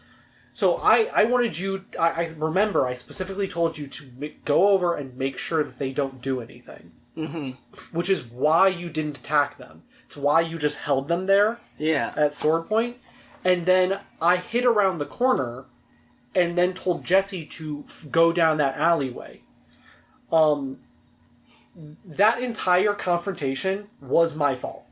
It was a real shit show. But, regardless of any of that... they were the bad guys. Copper's Ascension is one of my favorite things that I think I've ever done. It because is pretty amazing. It doesn't... Okay, so... When we were in the Feywild, we met a hag and bought things from her. One of the things that she was selling was a completely worthless set of rings that had a chain connected to them. Tom was just describing items. And there was 2 rings for your fingers with a little chain that goes from one to the other.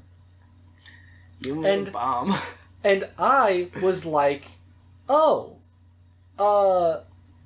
that's kind of interesting. At the same time, I was scrolling through the magic item list just because, and I saw a ring in there, and I was like, "Oh, what is this?" And I pulled it up, and it described these 2 rings that are connected by a chain. And it's a magic item. So I asked Tom, like, "Hey, when a magic item gets destroyed, or like it's in a bag of holding, and the bag of holding gets destroyed, what happens to the magic items?" And the hag was like, "Oh yeah, magic items fall into the Feywild all the time." So I was like, okay, what is this thing that I'm... Because in my mind at that point, I was like, oh, that's what this is. And the magic item was Rings of Shared Suffering. And the Rings of Shared Suffering are 2 rings that are connected by a little chain, and when you break them apart and give one to someone and wear the other one, any damage taken by either person is then halved and shared. I love the tiny detail that came from this. Yes. Yes. But you are required to have a dragon mark to do it. Now, I didn't know anything about dragon marks. I don't know what that was. So I had asked Tom, again, in character, like, do you know anything about dragon marks or whatever? And Tom had to, like, we spent a little while looking it up. Turns out that dragon marks are, like, specific to Eberron. Yeah. Which is, again, just a happy coincidence. And I get a mark written down in my book. It doesn't work, because you're required to be human to do it. But that sent me on this long adventure of, I need to find either someone with a dragon mark, or somehow get this mark to work, so that I can charge these Rings of Shared Suffering. And that's where my plan ended, was to just have these magic items. I also really hope that everybody, like, has their characters still and knows what's up. Yeah. Because at some point, I really want to make a one-shot with the twins where it's like Willy Wonka-esque Charlie and the Chocolate Factory. One person's gonna win this entire, like, just wonderland of insanity. Insanity. Yeah. It's probably like a candy factory that makes candy magic items. Yeah, well, like, there was a whole thing where, like, for a while, the children wanted to buy a candy shop. Yeah, they did. They made, like, an entire empire off the wealth that they got. But, yeah, I successfully was able to get these rings charged. And I had this magic item, and I was like, alright, cool, now I just need to find somebody who is willing to just take half of my damage. And I was like, that's never going to happen. I'm probably going to sell these. So, like, a couple sessions later, we do a job. And the dude tells us, hey, protect this stuff in a museum, and as payment, I will let you take... Each person can take one thing from the museum. As well as I will throw in this book which is a book that I was looking for. We do the job. It was a horrible mess. The entire job was a horrible mess. Yeah. And at the end of it, everything was stolen. But not by the person who we were hired to stop from stealing the stuff, by someone else. So, this dude who hired us, who's kind of a little suspicious, is like, okay, here's the book, now leave. And he takes the person that we captured and puts them in like a sarcophagus in the museum. And my mind is like, oh my god, this is the worst scenario possible. This guy is some evil overlord, or he's about to do some sort of evil demon thing, and we just helped him. Which is 100% true. That is what was going on. And we didn't get paid. So, again, at this point, Copper was just like, I'm having none of it. I'm jaded to the world now. So, again, Copper goes back to, hey, I have a gun. So this dude gets into a second sarcophagus, and a spell starts being cast. And I had one spell slot left. So I used that one spell slot to cast a counterspell to stop whatever was going on over there. I think it was going on for like a little while too, so you interrupted all of that work. And I open up the sarcophagus and I'm pointing the gun at the dude. And I'm like, you need to pay us, man. And so he's like, sure, fine. And he gives us the wand of cured duck, which is a joke. And I the twins loved it. I look at it, I know what it is, and I know it's a joke. So I like threw it away, and I was like, you have to pay us. And he was like, no. So I was like, fine. I take the Ring of Shared Suffering, and I break the chain, and I give him one ring, and I say, wear this. Just wear that ring. Because in my mind, I was like, this dude's turning into a lich. You're not wrong. And so I was like, alright, I put on the other half, he puts on that half, he looks at it, he does detect magic or like identify on it. Yeah, he does identify it. Laugh and is like, okay, sure, whatever. And he puts it on and closes sarcophagus. And I'm like, well, either I'm going to just immediately keel over dead, or like I basically have like an unlimited half damage. Like, he'll just tank half damage for me forever now. This was such an incredible moment in the moment, because we're like, what the fuck is going to happen? Yeah, the twins were off to the side, like, what is this It wand? was like one of the very few moments where like everyone other than Copper just like wasn't doing anything really. Like, you were all just kind of like standing there watching me hold some dude at gunpoint. Yeah. The twins were like, you go, Copper! So we leave. We don't even make it out the door. Well, yeah, he was... let me give you guys a little bit of idea of what was going on, because I was trying to get into the whole Egyptian pantheon stuff, because you had become a cleric, and so you were becoming a cleric of Bast, who was your patron. And so it turned into this whole thing that I was like, okay, well, let's get mummification in with the lichdoms thing. And so the guy was going to magically mummify Lich himself. Yeah. But he needed a sacrifice of a cleric of Set. Yeah. To do so. And so that's why she was strictly speaking a hero there to save the world from this guy. Yeah. And you guys captured her and handed her over. Damn. Sounds like the twins. No heroes, no villains. So only what gods. it was going to do is that for the next year, a couple of years or so, it was going to be the steady draining of her life into him as he stole her soul to turn himself into like a mummy lord. Yeah. And he was basically invulnerable while he was in there, which is why he laughed when he put the ring on. Mm-hmm. But he also expected that you were going to get hit by something bad when he did it off. All it took was a couple seconds for him to restart the ritual and get back going. So as you guys are walking out, it hit, and it worked. And I rolled on a chart to see what would happen to you. I was totally prepared to die. And I basically did. I keeled over dead, more or less. And I had been shoved into the astral plane. Yes. Where some character development happened, yada yada yada. Kind of boring stuff compared to what happened next. We rolled some sanity checks. Failed all of them. All of them. And when I awoke, I went through a metamorphosis. The first of many. Yeah. I had gained a third eye, and my hair had turned to fire, and I grew horns, like antlers. Oh yeah, you did have horns. I forgot that. For a short period, yeah. Yeah. And a nearby person who we had vaporized and with a pile of ash reformed and became an undead servant. Yes. Specifically, what I rolled was that, a white appears and serves the person. Serves there was like a wild magic surge or something like that.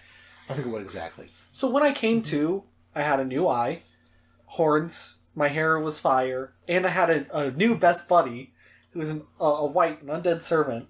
And I think I initially wanted to name him Adam Sandler. Yes. Yeah. And I think, Chris, you had said Bernie Sanders? Yeah. And so we combined it together. So his name was Bernie Sandler. Yeah. And we kitted him out. Yeah, we did. He probably had nicer equipment than I had. In a previous campaign, someone had this magic item, which was like a jar of bronze, like liquid bronze. Molten bronze armor, yeah. Yeah, that when they poured it over themselves, it was armor. It was the Cleric of Set had it. Oh, was it? Yeah, the Cleric I of thought Set it was a different. I thought it was a completely different. We had it campaign. like that encounter. Okay.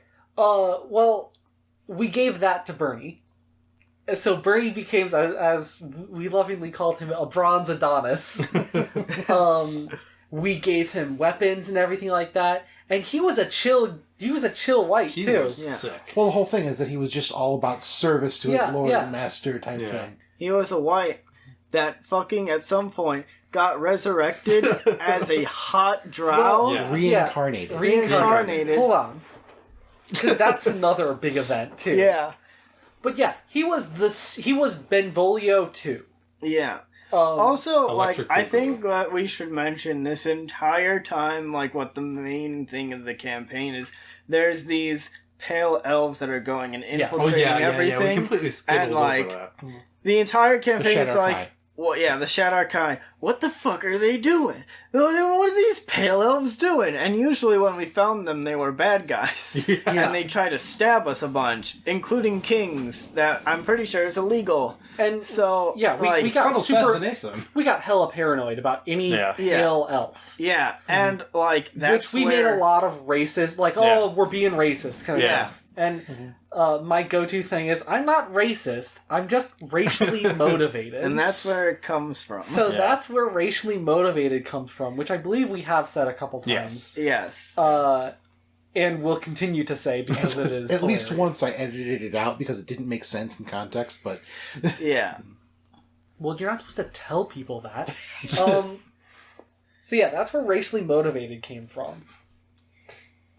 Then, the next big fun event that I can remember is the staff exploding. The staff exploding was so good. This is the second fight before the final fight of the campaign. And it was one of the main dudes that the dude who stole all the stuff from the museum. Yeah. Is chilling out on a beach, and we in the Shadowfell. Yeah, and we No, it wasn't in the Shadowfell. It was in the regular material plane. Oh. We slowly row our boat over to him. You guys never actually went to the Shadowfell. Yeah. Then we get out and we're like, okay, let's all fight him. Yeah. He was asleep on the beach in literally on a lawn chair.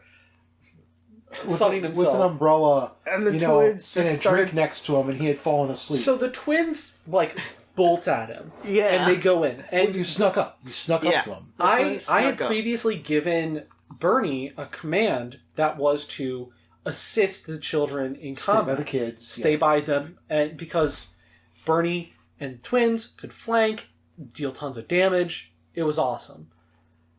So Benvolio goes over there. The twins go over there. Bernie goes over there. Jesse's character goes over there. The hard Celestia hitters goes over there. I should warn you. I should mention this character was so powerful. This is a much higher level character. Yeah, he could have just if he had gotten a good solid hit, he could have one-shotted. He rolled real low on his pretty much all of us went before he did. Yeah. On initiative. He had a staff of power. I wanted to. There was some reason. There was a specific spell that I was prepping to cast, so I ran in. Everyone. Our Adam, who was our Warforged, who was the real Benvolio too. There was Benvolio, Adam, who was Benvolio 2, and then Bernie, who was Benvolio 3. Yeah, the trilogy. All the NPCs were very, very effective. Yes. Yeah. Like they always are. Yeah. Everyone ran in except for Hath and his snake. Absolutely everyone. And we're all, that JoJo meme where it's, you sip the wine and then everybody's curb stomping the dude? That was us. And so he, kind of panicked and just tried to hit the kids with his staff. And to us, it was just, he has a staff. So he tries to hit them and he rolls a 1. And we're like, okay, what a loser, right? And he hits the staff on the ground and it breaks. And we're like, okay. Weird flex, but okay. And then it just explodes.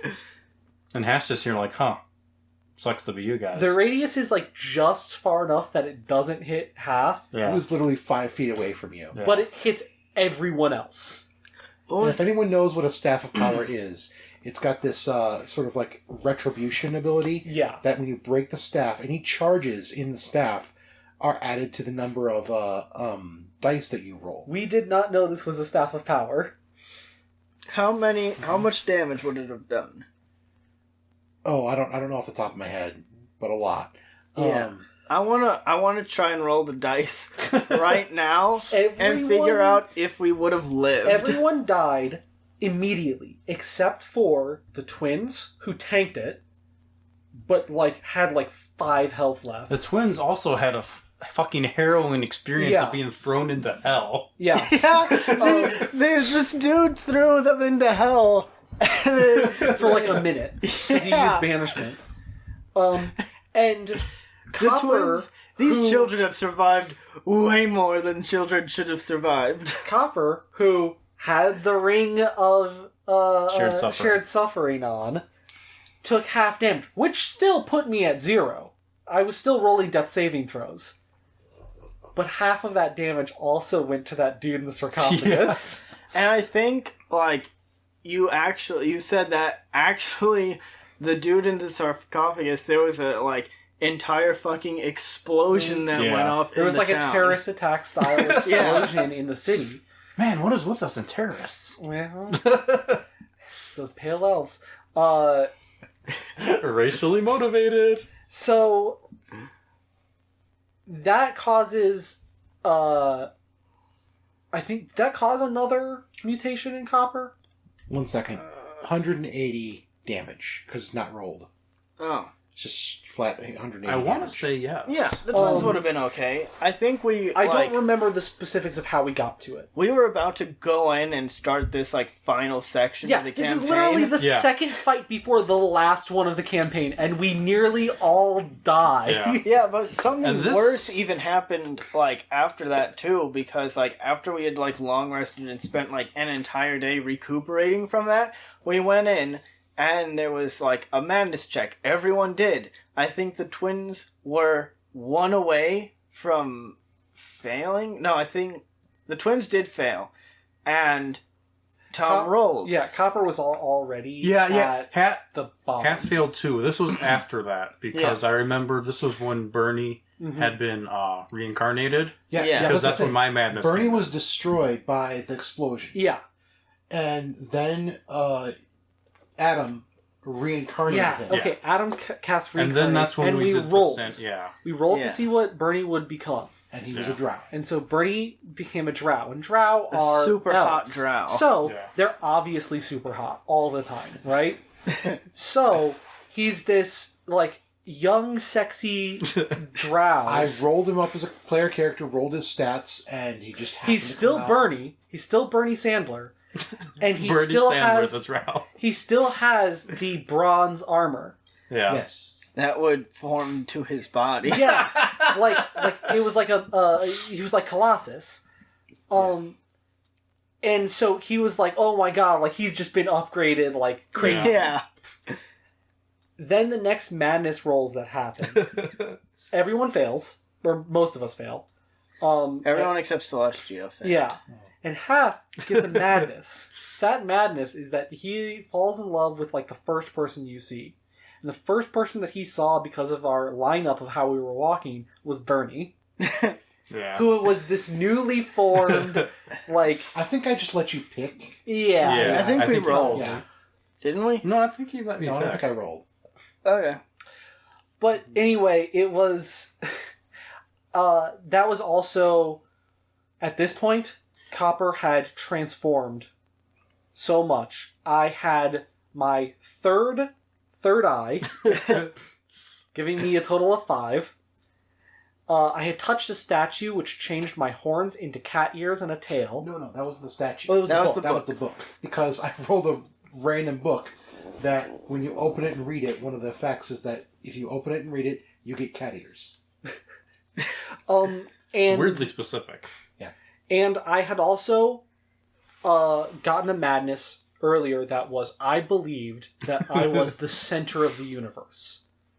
That, like, everything... That was an revolved around indefinite me. madness, too, wasn't it? Yeah, all of them were indefinite after this point. Yeah. So when this one hits, you know, you fall in love with Bernie. It was specifically, like, I think it was, like, you will do anything to be with them or something like that. Yeah, something yeah. like that. And my favorite thing about that was that Bernie still had the orders to go with the children and help them in combat. Yeah. And so he was always with the children. And Hath was just like, these children.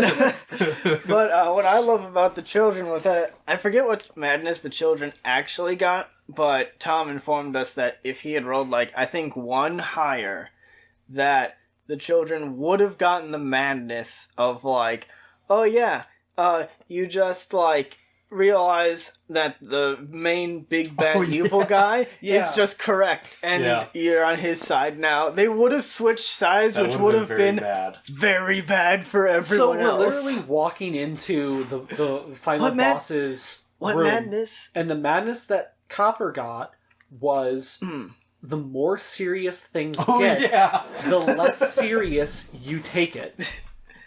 So that whole fight, Copper's just like, what's good, guys? Because it's literally the last fight. The world is not ending, but, like, it's about to. And, like, Copper could not care less. I had a insult match with a skeleton. There was, so, like, what was the madness for the twins? What did they get? I don't know. I think it was something, like, super inconsequential that, like, yeah. didn't really affect anything. Yeah, it was basically just like, you have a madness, that's this. Oh, I've just been playing them like that. Yeah. I think there was also one moment where we dodged a real big bullet where A moment. every single, like, one of us had to make a save, and if we didn't, everything would get real sexual. Yo, yes. Yeah. Because there was, like, Well, because that's Grost's thing. Yeah. there was like a debauchery wave that, like, the closer we got to him, the more that we had to deal with people like... I think if I failed that, I'd just go, look, can we say I passed? Yeah, I'm not children. I'm not arcane going to- children getting involved into this is not what we're gonna do. But, like, you know, it starts as just like orgies, you know, eyes wide shut. Then it slowly moves more into like Hellraiser type stuff. Yeah. But anyway, the final boss fight was basically a big room where the twins walked up to the bad guy and fought him, and everybody else played around with a room full of skeletons. Yeah. The twins 1v1 to God. But that, I mean... Grost is just a demon lord. He's not a god. Oh, well. He that's was a what they god called to him. them, okay? Yeah. especially if they had rolled one higher or lower. Yeah. My also. But that's basically like, that's that entire campaign. Another favorite thing that happened in the campaign that was like this singular moment that the twins were actually like serious and also actually scared for like everything was when we finally got into this big awesome party, and that was like a side thing that we figured we were doing. It was just like get into this weird party and just that's it. We wanted to get into the cool party and vibe. And that was our goal. And we got into the cool party and all this other stuff, and we were gonna, like, make one of our people noble and all that. And then Grost showed up, basically charmed the entire room, including very, very powerful spellcasters, including, like, members of the Fae Court and shit. Mm-hmm. And the only person who did not get charmed, rolling a natural 20, was the twins. And they were just looking around as everyone, even their friends and fellow party members, were all charmed and just going along with this guy. And they're like, what the fuck is happening? What the fuck is happening? And they were super freaked out. And Grost is like, yeah, fuck you, just give me this thing. And they were like, no. And I think Adam wasn't affected. But I think Adam also made his... Adam quickly got overwhelmed and threw the thing to the children. Mm-hmm. And the children destroyed the thing that Grost wanted and threw it out a window and then jumped out the window. No, I think it was Hath grabbed you and we... Hath broke out of it at some point. Yeah. Mm-hmm. But the children just jumped out the window of this huge fucking gigantic mega tower. That party was at the top of the tallest tower... Yeah. In the Skyway Sharn. Yeah. So you're literally about as high up as you can get. We were doing some Coruscant shit. Yeah, exactly. It was the coolest shit. I loved that. And, like, from that point on, for, like, a while, the twins were just like, oh my fucking god, this is, like, the worst. They were scared. Which would have made it even funnier if they had decided he was right and we're on the side. Yeah. God, I love the twins so much. Pretty great. I also like this new character for also a campaign that we're not doing a podcast about, where I'm just like, I'm, without meaning to, have become, I think the unofficial nickname that we have for this character is the Hand of Death. He's just so effective at killing things. Yeah. You know, this is part of the reason that I didn't want to podcast that one, is because I'm sort of changing and evolving what the actual story is, like the world in it is based on. Yeah. And one of the things that I had already come up with was that, like, necrotic damage and stuff like that, using it is sort of like using the dark side. It kind of pulls you in a little bit, and so there's like a fine line, because you may accidentally pull through some of the bad stuff in there and end up possessed or something like that. Oof. So I love Pebble so much. One of the things I love the fact that I've got so stuff to do with that stuff that is like part of what I've got planned for the big event.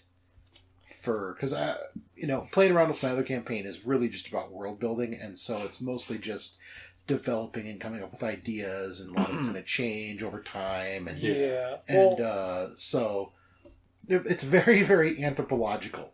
So like I'm like pulling from all sorts of stuff for world building, where I'm sort of using you guys for like, oh, this is a coming of age ceremony type thing, and it's yeah. Before it gets too late, I do have a couple of user questions. Of course. Yeah. First one is from Discord user Insolent Boy, who is my boyfriend, Nathan. Gotcha. He asks, Austin, why are you the femboy in Cabela's? Little bit of context. Oh, you work at a Cabela's. Yeah, we both work at Cabela's. Yeah, me and Chris work at Cabela's. I look feminine. I am from my mom's side. He has long hair. It's like dyed and shit, so people commonly think he's a girl. I totally Especially with embrace masks it and too. shit. I think I've just seen your face too much because like when I look at you, I don't think you look feminine. Like Part of it is probably the masks, but also just people see, long hair, dyed, must be a girl. Yeah, I guess so. Is this a girl? The fucking Evangelion meme. Yeah. One time I saw you out of the corner of my eye, and I was like, "Who's that girl?" That's what I texted. Yeah, I mean, it's not like I don't try to not be a femboy. I totally do. I cosplay Gerudo Link. Yeah. I cosplay 9S. I have other cosplays I'm gonna do and shit. I have pink stuff, all that. But yeah, I actually have pink hat right now. So yeah. That's why he mentioned he has pink stuff. Yeah, I literally got this yesterday at Brookfield Zoo. It's nice. Sick. I noticed it said zoo on it, but I am a little bit too far away to read the rest of it. Yeah, because you're blind. Yep. Yeah. But little known you should be fact, more like Copper with 5 eyes. Yeah. Little known fact: I've been blind this whole time. So like I literally have a little book that I write in when I'm bored at work, and there's like a section of that book that I have just tally marks in. That is just times people think I'm a girl and call me a girl and stuff like that, and it's pretty up there. And like the amount of people that come in and I'll just do an entire transaction with them. Like they'll be like, "Oh, hello, miss. How are you today?" And I'm like, "Good, whatever." And I'll do a whole transaction with them. It's like a 2-minute thing, and they'll be talking with me the whole time. They'll be like, "Oh, I'm all right. How are you?" I'm like, "I'm okay." And they're like, "Well, ma'am, you have a nice day." And they'll leave, and I'm like, I will. Okay. It sounds like you've got enough tally marks on there of those things happening that it's not worth it to try to explain. Oh yeah, no, it's totally not worth it to try and explain. I don't really care anyway, but I think the funniest tally marks that I ever add into there are little kids that are standing there and they'll look at me and like they'll be staring at me. And like when a little kid's about to ask you if you're a boy or a girl, they have like this little glint in their eye. Yeah, like the aura that comes out of just like it's like when a customer walks in with the look and you know, oh, they're gonna ask for a manager or some shit. But like they're like, "Are you a girl?" And then the parent just like grabs my chest, pulls, and goes, "Oh my god," and leaves immediately. I had like a lady that forgot her bag of stuff and did not come back for it. Oh, all right. Guess that's mine now. Guess it's this lady's stuff More now. questions? One other question. This one is about actually the game. Yeah. So this is from Discord user Galaxy. She asks, "What do you guys enjoy the most about playing your characters?" I don't have an answer for this yet, so who wants to start? I love Nade. Fucking love Nade so much. I think I put like all my heart and soul into a character when I create it, and I'm like, what's this character gonna do? What's their ideals and all this shit? And Nade, I was like, I just want a big, tough orc lady that doesn't take shit, is very loud, and like is used to just being in charge and all that shit and won't take fucking shit from anybody. But also as brought up by one of my friends that also listens to the podcast, she has a soft spot for cute girls, which Fish is. And I keep playing her like, damn, that is cute. And Fish has done things multiple times where Nade just kind of like shuts down a minute because like I'm trying to embody the character and I'm like, I don't know what I'd say. Quickly break something. Quickly, just progress. It's my choice to agree with you. Let's move on. Let's go fight the thing. I think like the biggest one was like, I want to get armored. This fucking dude is stabbing me with a machete, and I have, like, a Apple product gun. This is awful. Can I at least have some armor? And Fish is like, well, I'm not scared to fight this person. Well, are you a pussy? And Nade just, like, inner monologue going, oh, fuck, that's hot. Damn it. Wait, hold on. I'm not a pussy. She can't think I'm a pussy. What? No, I can't. I'm not a pussy. I'll go fight that thing right now. You think I'm scared? The best thing about playing Hunter.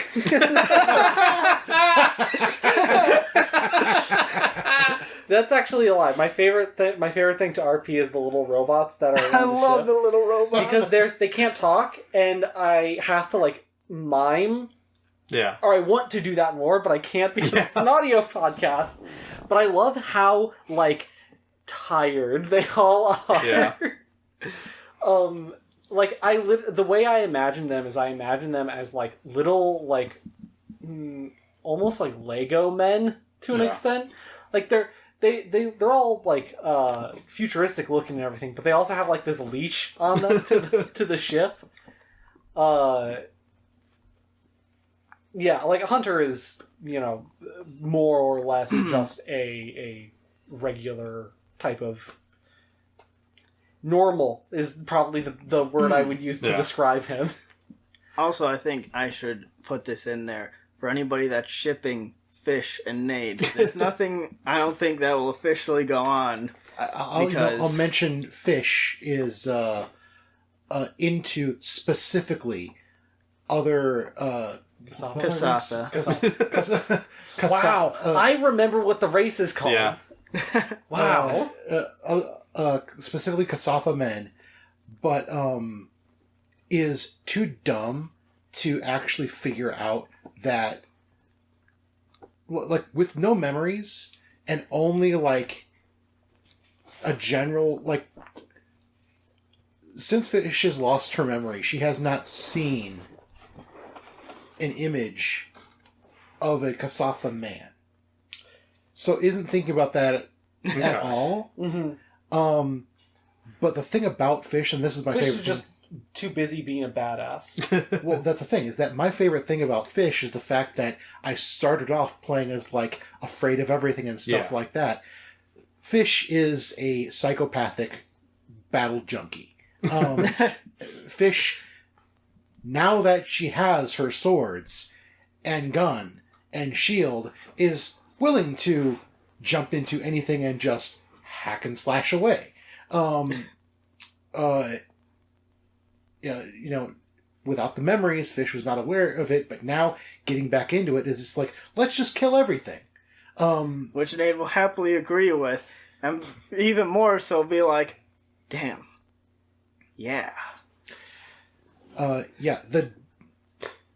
But Fish is, it's funny. I told this to Travis when I first made Fish, is that the whole time, no matter what, I'm putting more points into piloting every level, because Fish is a pilot. That's the thing behind Fish.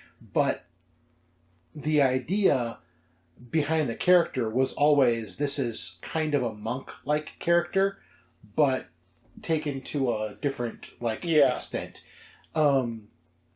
This is something that I kind of...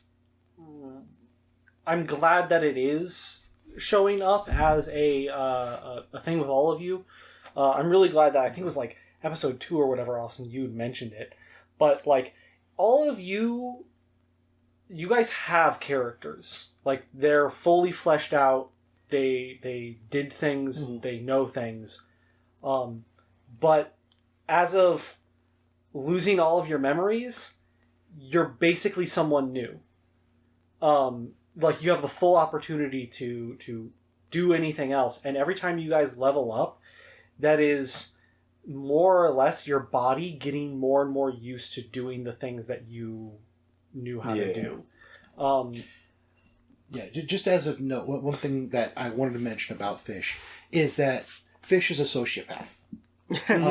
Fish does not care about any of the other characters, but is very good at playing up, being a real person. Yeah. Mm-hmm. But part of the battle junkie thing is kind of like, as I'm leveling up, like you're mentioning and stuff like that, and using that to formulate my character, the choices that I'm making are meant to reflect Fish growing in this like uninhibited state of not having memories, of having learned to function in a society, but I'm building the character here from a state of nothing, and it's that blank slate like you're talking about.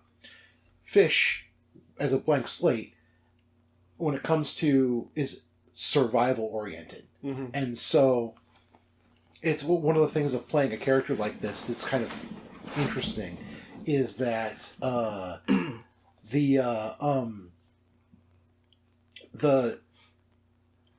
everyone is a potential threat or a potential asset to Fish. And even the name, I forget why I went with, like, originally I've edited it out of the original stuff just because we forgot when we did it the first time, but when Fish first chose a name, it was just going to be Quert, Qwert, first few letters on the keyboard, because identity and names aren't really a thing for Fish. Okay. That was something, I wanted to provide, Chris and Austin, you guys kind of had your names, like, right from the get-go. Mm-hmm. You knew what you were going to call your characters. But I did want to provide, at the very least, like, an option for everybody to get a name without having to think about one. So, Ace has the ace on his arm. The suit that you woke up in, Tom, has a name on it. There were things for you guys to look into that did have names, but you guys kind of already knew what you wanted to call your characters, so I wasn't too worried about it. Also, I think the only thing I knew was that alcohol I had. My name is Alcoholic. I'm alcoholic. But yeah, your guys' memory. Hi, alcoholic. This might be a good opportunity to clarify this, but so your guys' memory loss is more like, rather than losing absolutely everything, it's more like someone or something has taken whiteout to specific things about who you are. So, functioning things, all are still there. Yeah, that's kind of what I got. But, anything that would be solely defining to who you are is gone. So, what about the most important guy? Well, how do you feel about your character so far? To put a preface on this, I've said this off podcast as well. As someone who hasn't played a ton of tabletop, I have difficulty role playing a lot. With Path, both in the campaign I did years ago and the campaign with you guys, he was just kind of there. Techno is sort of the same, but what I've been enjoying about Techno is the whole thing he has going on with Ace. It gives me something a little more to play off of. The real Ace. the real Ace. It gives me a little bit more to play off of, and how that dynamic has been going. Yeah, when you described Techno to me, you kind of described him as a Data-like character. Yeah, that was always my envision for the character. I think one of the best things about Data as a character is the fact that as the show goes along, he gets more and more human. Yeah. And the fact that you're playing him so robotically, especially compared to Hunter, who is so, like I said, normal. He's just like a person. It makes that stand out, and that what would initially be like a weird thing is okay, that's a character trait. That's something that's interesting, and you can build off of that. And as you get more comfortable with doing role-playing with this character, that has an immediate effect not only in gameplay, but also in story. That's kind of my idea, that I would play it in a way that makes sense for the story and allows me to build off of it. Yeah. Where basically he feels disconnected from his organic side. That's always the kind of thing I had planned for it.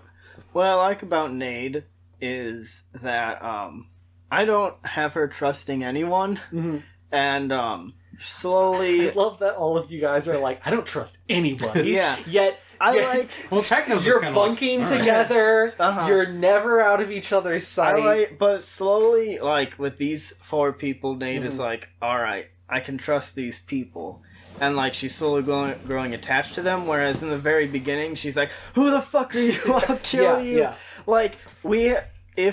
I'm so mad, yet so happy that you, the first thing that you see, you break. There were 2 instances in this campaign, well, technically 3, that if Nade would have had some type of information that totally could have been available to her if she had done specific things, if she had information, she would have killed or attempted to kill another party member, because that she can't trust that, and that's super.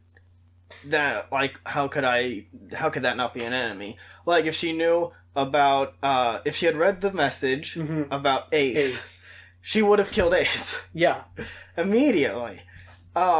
If she had figured anything out about, the real Ace in Techno's head, she would have killed Techno. Techno's eyes are just darting back and forth. Yeah. It's a big sweat drop. If shit had gone down a different way with Fish, she would have killed Fish. Yeah. That's okay. So one of the first things I did after coming up with the concept, the first thing I did was I asked myself, what are the contingencies? Okay, what is the extremes here? All right, what happens if all of them kill each other? What happens if Austin blows a hole in the side of the ship? That's a very distinct possibility. Those are all things, like, there's other stuff, like, okay, what if somebody does this? What if somebody does that? Like, the first thing I thought of was, what are the big extreme contingencies to deal with? So, if any of you die or kill each other, or if something catastrophic happens, there are, the campaign's not ruined. Yeah. It's not over. I do have a question for you guys. And this I'm super curious about. What do you guys think is happening? I have no fucking idea, and I'm not trying... Like, I'll think about it and try to figure it out, but, like, I won't think on it too hard, because I'm trying to, like, still emulate Nade. Yeah. And if I have a certain thing that I'm like, this is definitely happening, then... it kind of ruins it a little bit for my thought process as Nade. Yeah. There will be an exposition dump before the final boss, just so everything makes sense. Because I do know that, like, in my head, things are like, I can connect the dots and stuff like that. Obviously, I'm looking at everything, big picture and stuff like that. So it's difficult for me to know how much you guys know. I'm pretty... So, like, if you just had to throw anything out there, what would you say is happening? Okay, so what I have... I don't think about it too much, but what I have is that basically there was some unrest between, like, the classes, basically. And that's where the whole terrorism thing comes in, and Ace... And I'm not entirely sure what happened here, but something happened, and I think that's what probably caused the blackout. That's about basically all I have. What I'm thinking at the moment is that there's this ship, and the ship, weirdly, was like, hey, come on, and we have class systems and shit. And really, it was like the upper class and, like, scientists and shit getting a bunch of, lower class loser fucks to commit experiments and shit on, and that we're not really bad guys. Okay. That Ace or whatever is like, hey, this is shitty, and he's more like kind of a Deadpool type character, and he's like, I gotta get a bunch of terrorists together to stop this, and things have gone horribly wrong. Tom? I think that this is Purgatory, and if you can enter the numbers 4, 8, 15, 16, 23, 42 into the ship's computer soon enough that we're all going to die. Anyone get the reference? No. I do. No. I'm glad you did. It's Lost. No. I've never seen Lost. So. Good. Lost isn't that bad. Okay, so basically, I've got a couple theories about specific things. I don't have an overarching... Hit me with them. This is what's going on. Hit me with them. First off, I think we've probably got nanites in us. Okay. That we've been constructed. Okay. I don't feel like we are who we think we are exactly. I think we're some sort of, like, substitutes or something, either magically or clones. Something like that. That's just an impression I got. That's, a possibility. Other possibility, I mean, I get the feeling that Jesse's character, at least, who we're calling Ace, is clearly not Ace. Yeah. Is the guy from Memento. And tattooed Ace on his arm so he would remember, which implies that he knew that we were going to lose our memories. Yeah. He's the police officer that they were talking about. So clearly, in the letter. Our Ace knew something about my Ace. Yes. You were working for the Ace in his head. Yeah. You made a deal with him, and you're his escape pod to avoid this whole situation. And so likely Rat they were Ace. closing in on him, and that's when we did that. Master Splinter is headed for is trying to hunt down the Ace in your head, and I'm just someone on the ship who got caught up in the whole thing. Yeah. that's my guess. The thing about all this is that the next time that we're like resting and sleeping and stuff, like forced sleep or normal, or just like sleep? normal. Okay. Nade is going to like sit down and start like writing shit down and like trying to figure out what the fuck is happening, and she's going to try and get information out of everybody. Like lay it all out for herself. Yeah, she's going to go to, Fish and Ace and Techno and be like, tell me exactly what happened in your memories. Cause It's kind of weird that in universe we haven't really done that. Yeah. I mean, we've just kind of talked. Well, no, like every There day should- you guys meet up. Yeah, I mean, we We're meet not- up. Whenever but you we have haven't- dreams, you're all like, "Hey, this is what I. Yeah, this no, is what happened to me." we This is- definitely do that, but we haven't like laid it all out. Yeah. You know? But then again, there's a We've got- perfectly valid reason for that because you We're guys on a are up timer. again. Yeah, you're on a timer. Yeah, I guess. we're Something is going on with the engine, and That's the true. last thing that We've already happened to the agreed. ship is pretty catastrophic. we've already agreed that nothing before matters. We're That's only worried true. about survival. Mhm. Yeah. But that was before we knew Nade we might be terrorists. Nade in universe thinks that the four of us are related somehow, and the best explanation that she has is that we were all recruited by like the same terrorist person to go do this whole thing, and To do some sort of job on to do some sort of job on the ship. And judging by what Fish has told her, she thinks that terrorist guy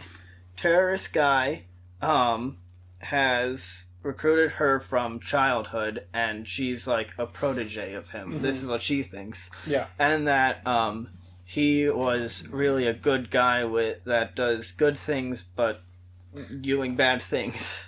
Yeah, I Why? did kind of when explaining a little bit of like your guys' backstories. I did kind of leave it vague because I do want you guys to kind of fill that gap in yourself. Yeah. She, like, in Nate's head, she's like the protege of this guy marked as a terrorist, but all his intentions are good. Yeah. And he's gone onto this ship for whatever reason, and judging by what Fish has said, it's probably because they were doing some awful fucking experiments on people here. And Fish didn't like that, so he recruited Fish. Yeah. This cop... That's an idea that Fish has purposely done specifically so that your characters will think, oh, Fish is probably on our side, when Fish doesn't think at all that that's the case. Fish thinks that she's an ordinary citizen. God, if Fish ever betrays Nade, Nade will fucking try to kill her so hard. If Fish ever betrays Nade, most likely Nade will not know. Yeah. Because Nade Yeah. will be dead before Probably. aware. That's So But, like, Yeah. Fish Oh is god, really- Nate fell out of airlock! yeah. the thing Yeah. about it, too, is that, so, she fully trusts Fish at the moment. She thinks that we're on the same side. We know the same person. it's the person you've we're- literally spent the most time with Yeah. and Yeah. have had the most positive experiences with. Yeah. Also, I think she's cute. And, And if but Fish also... were And she smart doesn't enough- run away in her sleep. If Fish were smart enough That's the, yeah, to... that's like, that sounds way creepy.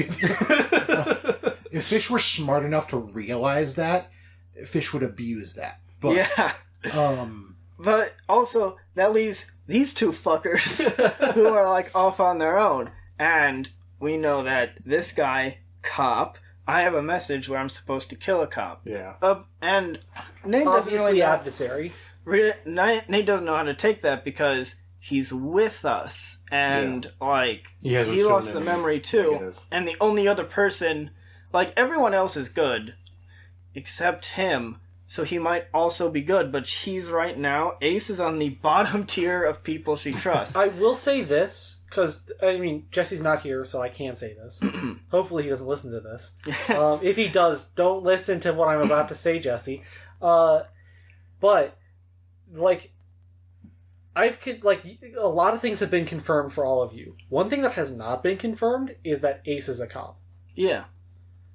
The only thing that has any sort of connection there is that Ace had an emotional reaction to the name Willis, and the drone belonged to a cop who was named Willis.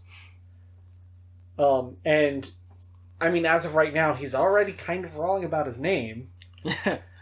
That's true. With Techno. Well, I mean, it's your name or the person you're chasing after. It's an easy mistake. Anyone can make it. Yeah. With Techno, it's like fucking Schrodinger's cat with Nade. Because, we're really referencing that a lot today. Yeah. When Nade can see him, he's trustworthy. Okay, but so in Nade's mind, right now, there's been a lot of fucking sketchy shit with Techno. There's shit he's not saying. There's shit he's not telling us, is not aware of. There's either on purpose or not where on it's purpose. like he's not involved. Like when you guys got shit's suspicious with him, and Nade at the moment is thinking, one, he's working against us and is the cause of like our impairment and accidentally got caught in it himself, which would put him very bottom tier, just a little bit above Ace, very bottom tier on the trust list. But it also might put him very high up, like just underneath Fish, because he might be super sketchy and dodging everything and not like telling us everything because he's the mentor. So it's like what, him and Hunter are like swapped on your tier list? This is only the crew member tier You just list. So there is no position for him. I'm just imagining, because you're saying it's either Hunter just above Ace or below Fish. Yeah. That's the same It's spot. the same I'm spot. imagining he has like the board. It's the same spot, except that different levels of that spot. That's Nade talk right there. I imagine Nade just has like 4 different billboards of like things scribbled together. Like, okay, this is Techno could be that. Techno could be this. Hunter could be this. Hunter could be that. Hunter, she thinks that like he might be sketchy. Oh god, they're all equally. If it comes down to it, she'll just punch him, and that's the end of that problem. With Techno, there's one of 2 ways she's going to swing very hard, and I'm going to do this in like the upcoming episodes, where either she just goes fully does not trust him, thinks that he's like actively trying to work against them, and bad things might come of that. But there's also the other way she might swing, depending on what happens, where she will start fully believing that he is the mentor that had like taught her for so long. I am the captain now. And is just trying to conceal that fact from Ace or whoever else is on the ship that could be working against them, and like really go into trusting him. Yeah. So the one commonality that you wouldn't, I guess, remember from the dreams that you had was the fact that the way that his eyes were. Techno doesn't have that. His eyes aren't punched through or anything like that. But speaking of Ace, in Techno's Ace, Case. he is not Johnny Silverhand. Yes, for the love of God. Okay, so Ace, I made all that before Cyberpunk released. Before, like, all the Johnny knows Silverhand, you're a beta tester of it, Travis. I was like, okay, cool, man.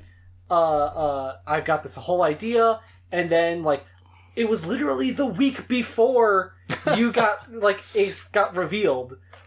Cyberpunk comes out, and I play it, and I'm like, oh my god, Johnny Silverhand is Ace. I was like, come on. And I knew exactly I just got handed a cookie. I knew exactly what it was going to be. It was like, as soon as Ace gets revealed, everybody's immediately gonna go, oh, just like Johnny Silverhand. And no, it's not like Johnny Silverhand. It took us... We're stupid, so it took us a few episodes to get there. It took me until I started visually seeing him, and I was like, okay, this is Johnny Silverhand. Also, another little thing. The machete that went into the viewport, that's going to stay there forever. I kind of figured. That's never coming out. I'm thinking about, like... So there's definitely, coming up... Spoiler alert, everyone. Coming up, there's going to be a confrontation between Nade and Techno based off of all the information that she's going to gather and, like, do this off of. I'm gonna say, it's probably going to hang real hard on exactly what Ace tells her about his memories. Yeah. Okay. Because if she knows that, this entity that he's hunting can swap bodies and, like, just hide out in people and take people over, that will explain everything, and she will trust Techno. If that's not explained to her, and she thinks that he's just fucking around, that's gonna leave a lot of, like, gaps. Techno's kind of been expecting this anyway, because whenever questions come up, or like, hey, we got these cool memories, he just kind of, like, sidesteps it. Yeah. So he's kind of expecting that's something I was like, alright, you're either... threatened. Yeah. You're either going to completely shut down, not tell anybody anything, because obviously you've been threatened to not do that. Or, I was like, or you're going to try and find some way to infer something to maybe try and get it past Ace. I also can't wait to hear what Johnny Silverhand Ace has to say. My God. Start referring to him as that every time, just to piss Travis off. I can't wait for this whole confrontation between Nade and Techno, because I specifically want to know what Johnny Silverhand Ace is going to say during that confrontation. Like, is he just gonna, like, let Nade in? Is he actually her mentor? Or is he not her mentor and he's just gonna lie to her to gain trust? Or what's gonna happen? Yeah.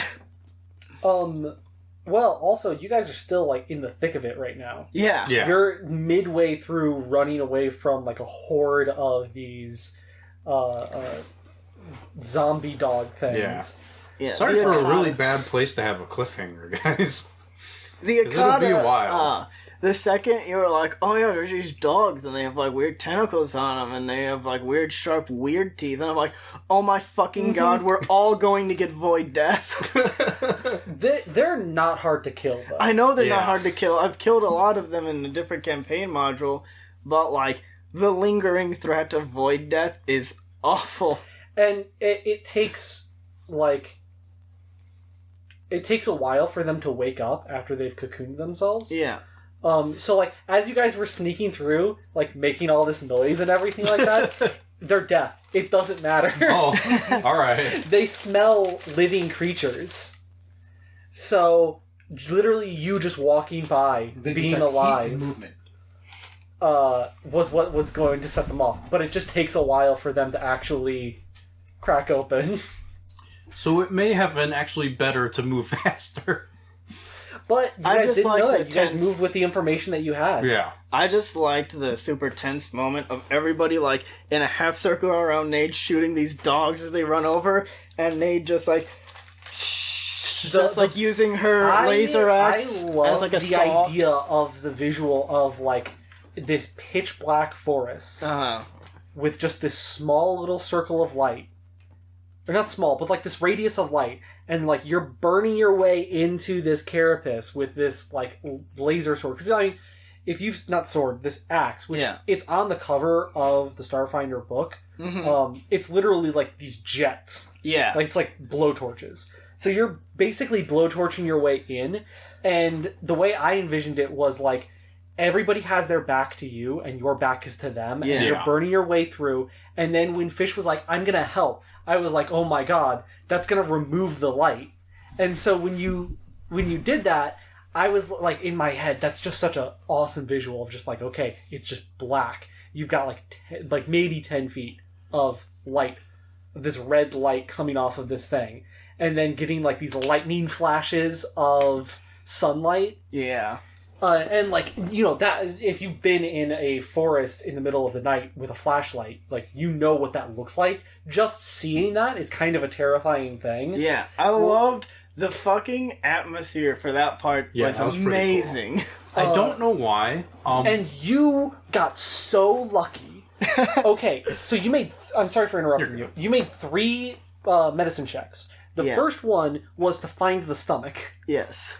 When you found the stomach, on your second one, the next one was to see if it was in that... Like, if you had rolled poorly on that medicine check, it would have been in a different creature. And you would have had to start over again. I was fully expecting to. Yeah. And I was like, it's purely up to the dice, and it's purely in your hands of whether or not you find it. And then that's the highest you roll on your medicine check. And I'm like, alright, you find it. But, like, one of the things that I... You know, like, as I said earlier, I really love doing scary stuff, and, like, tense stuff. I also really love, like, giving a really strong implication that you should run. Like, that entire thing was the psycho killer, serial killer dude. That was the entire point, was that you really couldn't fight him. The whole thing with Nade is, I get the vibes. I get the vibes you put down, I do, trust me. But Nade would not Nade run. not the type to run. The entire party has to be the ones that say, and that we're is going. Perfect. Yeah, that is perfectly fine. That's kind of why I love the way that the things have turned out the way they have. But yeah, like, so you guys are still like not even halfway through your way out. Yeah. And like the whole ship, something's going on with the ship. Everything's like shut down and it's on emergency power. There's noises happening outside and stuff like that. Something that I think it's easy to forget is just, you guys are just in space. Yeah. It's not like the ship, like nothing's happening. So anything could be going on and you don't have control over the ship. Morakata. Yeah. Like, you could run into literally anything, and you'd have zero... Oh god, we drove into an iceberg! Yeah, you hit an iceberg! There's, like, this I think they call one them thing... comets in space. There's this one thing, also from the module that I'm running for a different campaign for Starfinder. It's part 1 of Dead Suns. There's the big final boss monster is called, like, the Garagacle. Okay. And basically this thing is like, oh yeah, he vibes in the void and, like, just kind of chills forever.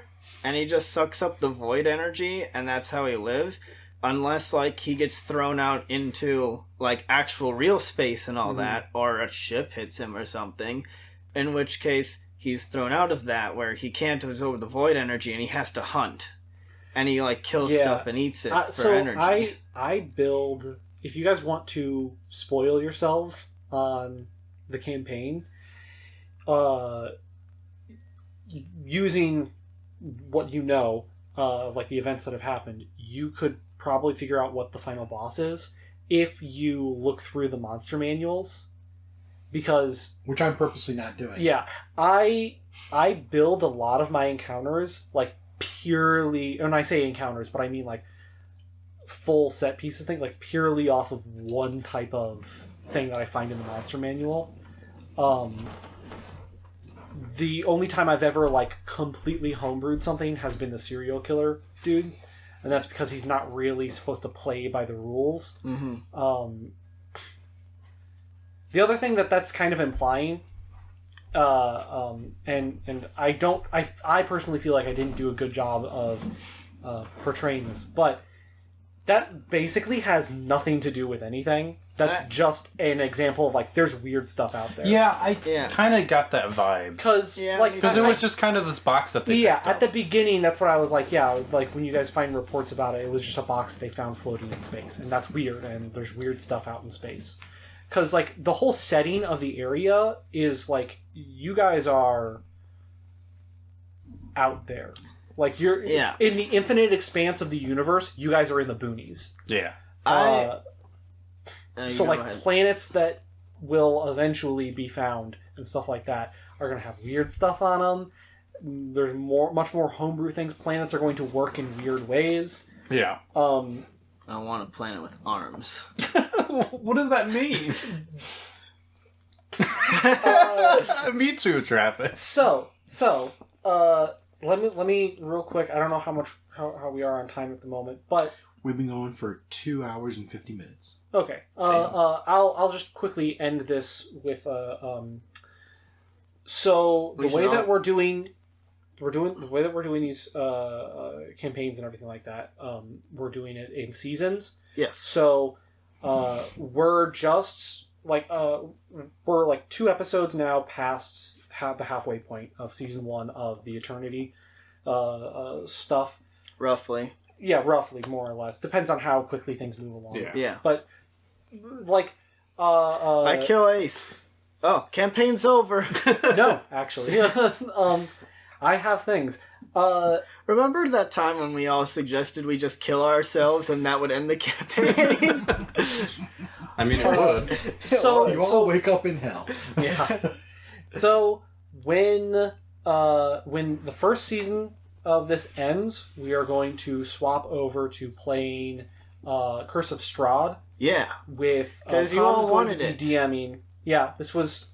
You guys wanted this. Yeah, user requested, and we also were super interested because Van Richter's guide to Ravenloft is coming out soon. And hopefully, if everything goes smoothly, it should be coming out before we start up that campaign. Yeah. Yeah. But we're going to do a season of that, and then we'll switch back to Starfinder and continue with season 2. And then with season 3, we potentially will finish off the Ravenloft stuff, or even, depends on how long it goes. Basically, we're going to be going back from 5e and Starfinder, or sci-fi and fantasy, just so we're not burnt out. Yeah. And just so nobody else gets burnt out on this one thing. And also that means that we have a new jumping on point for new listeners as well. Yeah. Does anybody have character ideas for what they're doing in Ravenloft? I know Travis talked about a Dampier. I kind of want to do something like that too. So I'm gonna try and take the setting and everything. I'm gonna try and play it serious. Like we normally when we play, it's super like. I think they know the vibe by now. Copper, Pebble, these kinds of characters are all more or less tongue in cheek. But I'm going to make a Dampier character. I'm going to go full edgy. Yeah. And I'm going to actually try and make a serious character and play the campaign seriously. Yeah. I'm going to be playing as a vampire lord named Strahd von Zarovich. So. What an original concept. Yeah. Before anybody jumps to the conclusion, no, I'm not playing Alucard, except for the fact that, yes, I'm totally playing Alucard. I'm not Strahd's son. I'm not playing, but the idea, the core concept of the character is that I'm going to base him off of Griffith from Berserk. So that's kind of like visually that's what he's going to look like, as well as like play wise. That's how I'm going to try and portray him. I have not picked a class yet. I just know what race, and that's it, really. Okay. I haven't really formed my character entirely. I've had ideas swirling around, but basically what I have is a Dampier Sorcerer, basically just because I wanted to play those. We should play Dampier. Yeah. No, we're not doing that'd be sick, though. We're not doing it again. We're not doing Warlock Quest. I've never played a vampire. We can multi-class into something else. Multi-race? Yeah, I really wanted to play something like that. And I wanted to play Sorcerer, so I was like, why not? I think it would be sick I'm just throwing this out there as, an idea, not a suggestion, necessarily. Yeah. But, I think it would be sick to have, Dampier, yeah. But, they're different kinds of vampire. How an extreme example here, like you've got like the European Dracula, Bram Stoker type of vampire, and then you've also got like the Chinese Jiangxi, like jumping vampires, and then there's also the like the Celtic Scottish kings and stuff like that, and like the more like siren-y type of vampires and stuff like that. I believe there were some like Egyptian types as well. Like maybe like I think that would be a cool idea of that would be pretty cool. Two types of characters that are the same race, but they're different like versions. Yeah, almost. Based on different. And again, lore. I'm not posting this as a suggestion. I'm just saying that I think it that's would a be cool idea. As far as actually implementing it, I don't know how I would do it. Yeah, I don't think. What I have considered for my character is that he is sort of a Blade type character where he is kind of like sickened by his heritage. Mm-hmm. He's just kind of a monster hunter type deal.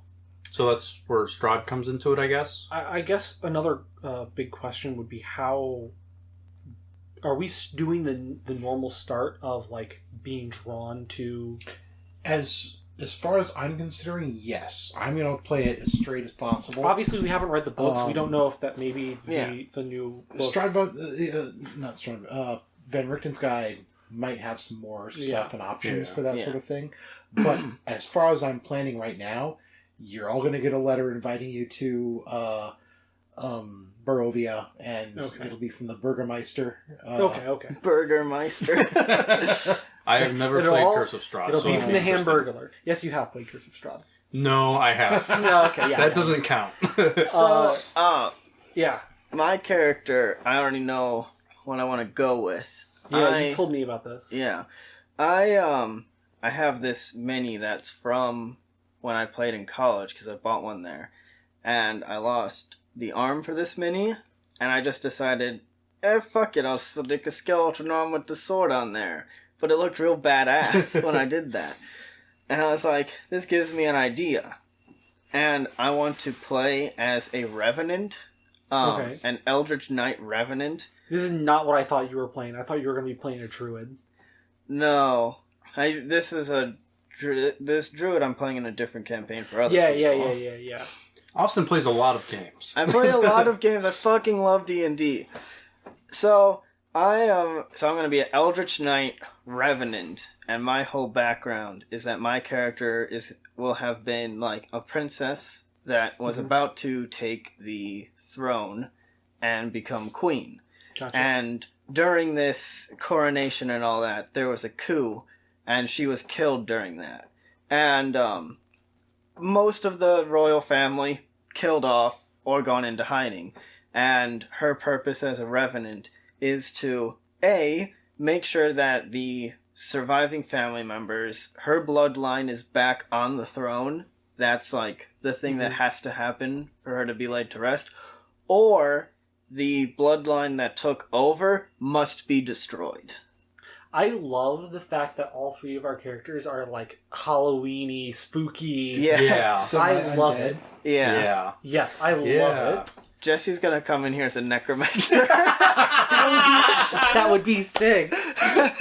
Or he could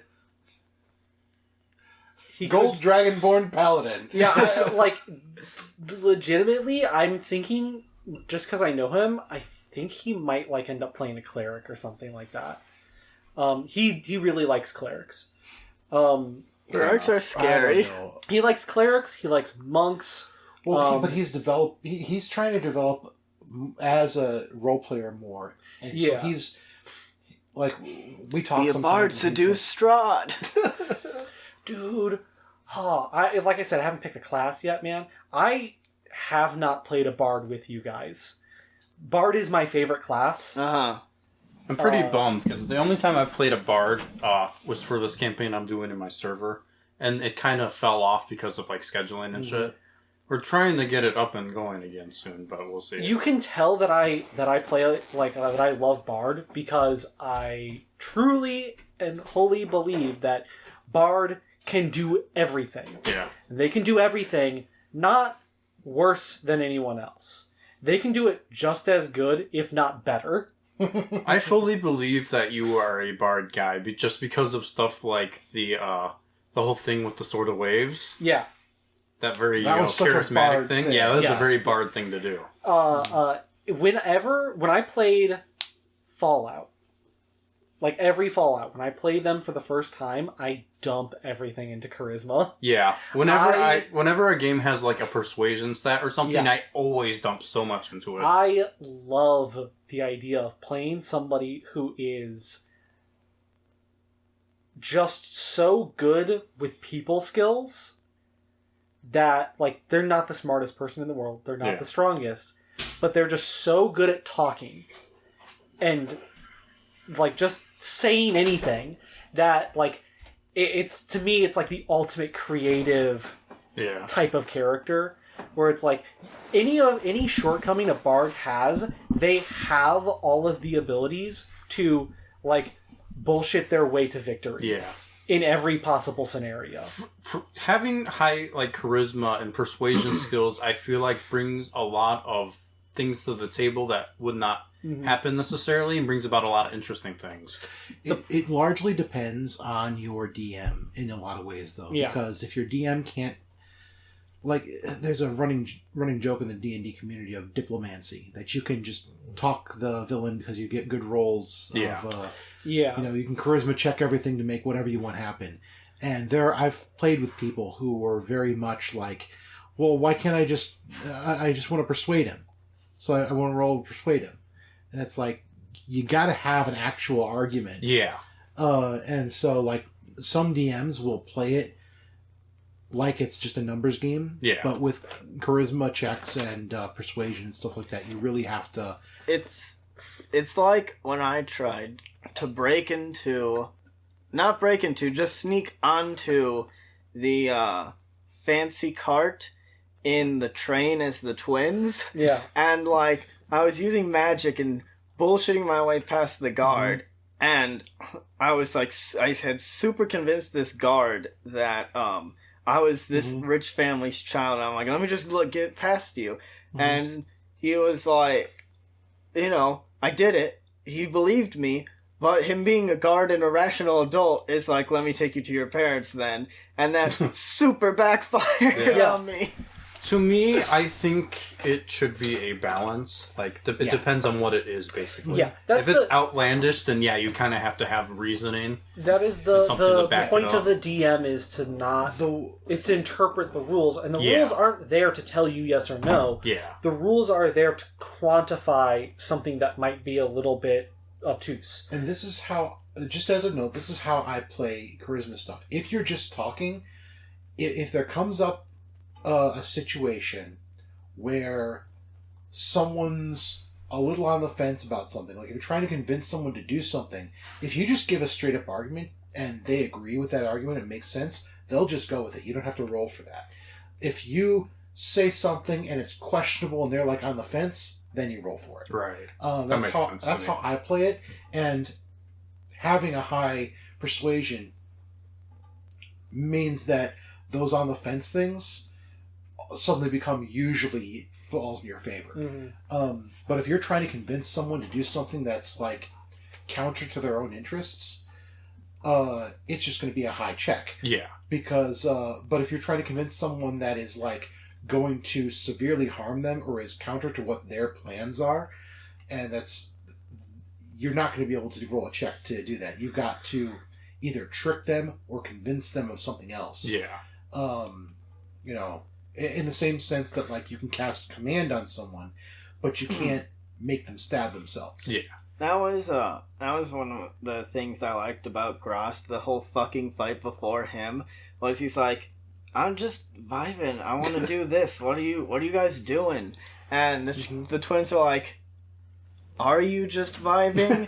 And he's you failed the vibe check, sir. And he's like, yeah. I'm just doing this. I'm vibing. I have my own realm, and I want to make your realm my realm and enslave everybody, and they'll just do what I want, and they'll be happy. And so it's like, okay, no. Now, see, you had us up until the point where everybody then serves you. Yeah. That's a thing, is that there was this whole thing of that, like, Grazd was talking 100% genuinely there. Yeah. But the concepts were completely divided. Like, he didn't even, like... Because he was being open and honest, and he wasn't trying to trick you, he was being very clear that, like, well, no, it's going to be all under my control, and because of that, I can arrange it so that it's perfect. So that's the idea, is that, like, I can, if you're having trouble with a relationship, I can just say, get along. Yeah. And that, so there's an aspect He's of it like, that you all just become flesh blob, and I get dopamine and inject it in you, and then you're happy forever. Something along those lines. And that's sort of like the type of thing, is that with some characters, you might fully convince them to be on your side. But what does that mean? What does it mean? They're going to act by their nature to whatever the situation is. I was playing around, I was reading, D&D Beyond has a great article about hags right now. It's like the third article back or something. And they talk about a green hag, or whatever it's called, the forest hag. And it puts up this idea of like, hags are high wisdom, usually high intelligence. What does it mean if a hag has your best interests at heart? How do you make a hag that has good intentions be a villain? And they're like, what if the hag is a matchmaker? Think about a grandparent who's like got someone for you that's perfect for you. Now put that on a hag. How far is that hag willing to go to manipulate, to lie, to do things? Think of a really, really controlling like grandparent or parent or something like that, that's like really like goes out of line. Take that to its fullest extent, because from the hag's point of view, they know better than you. You're just a kid. She's an ancient, wise being of great magical power, and you're just a little adventurer going around. You might think that this is a bad thing, but she knows better. So she's just going to overwrite whatever you want done. So you can do all you want to try to get this hag on your side, but the hag's already on your side from her point of view. And so there's this, like... Alright, I think we should probably call it. Yeah. We're going to be recording another episode. We're going to be doing this type of thing again next week. So I'll probably ask you guys if you can put some feelers out, if anybody has any suggestions of what we could do. Either potentially playing like a quick one shot, or I will say real quick that I would love to come up and do a 100% random one shot, just pulling off of that Don would be John pretty stuff. awesome. Just because I've done that for myself, and I'd love to just run a random thing. I would like to do that because I have a character.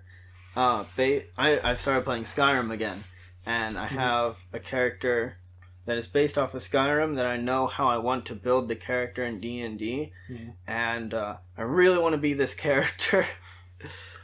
Well, another thing that we could do is a thought that came to my mind. If we have time for it, depends on what our schedules are like and all that. But potentially, like watching a movie and then recording like a bit of a review to it afterwards, if that'd be something people would be interested in.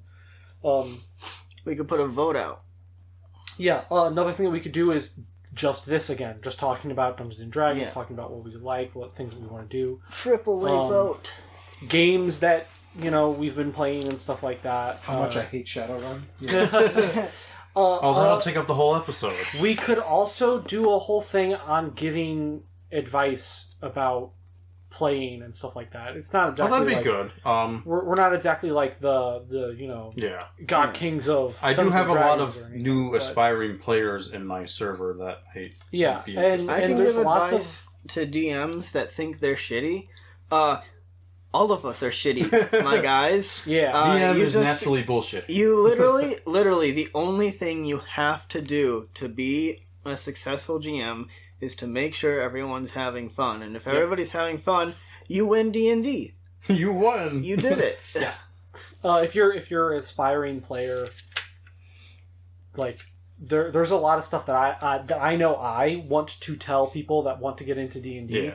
But like at its core, this is a game that you are playing with your friends, or at the very least, people that want to have fun. Yeah.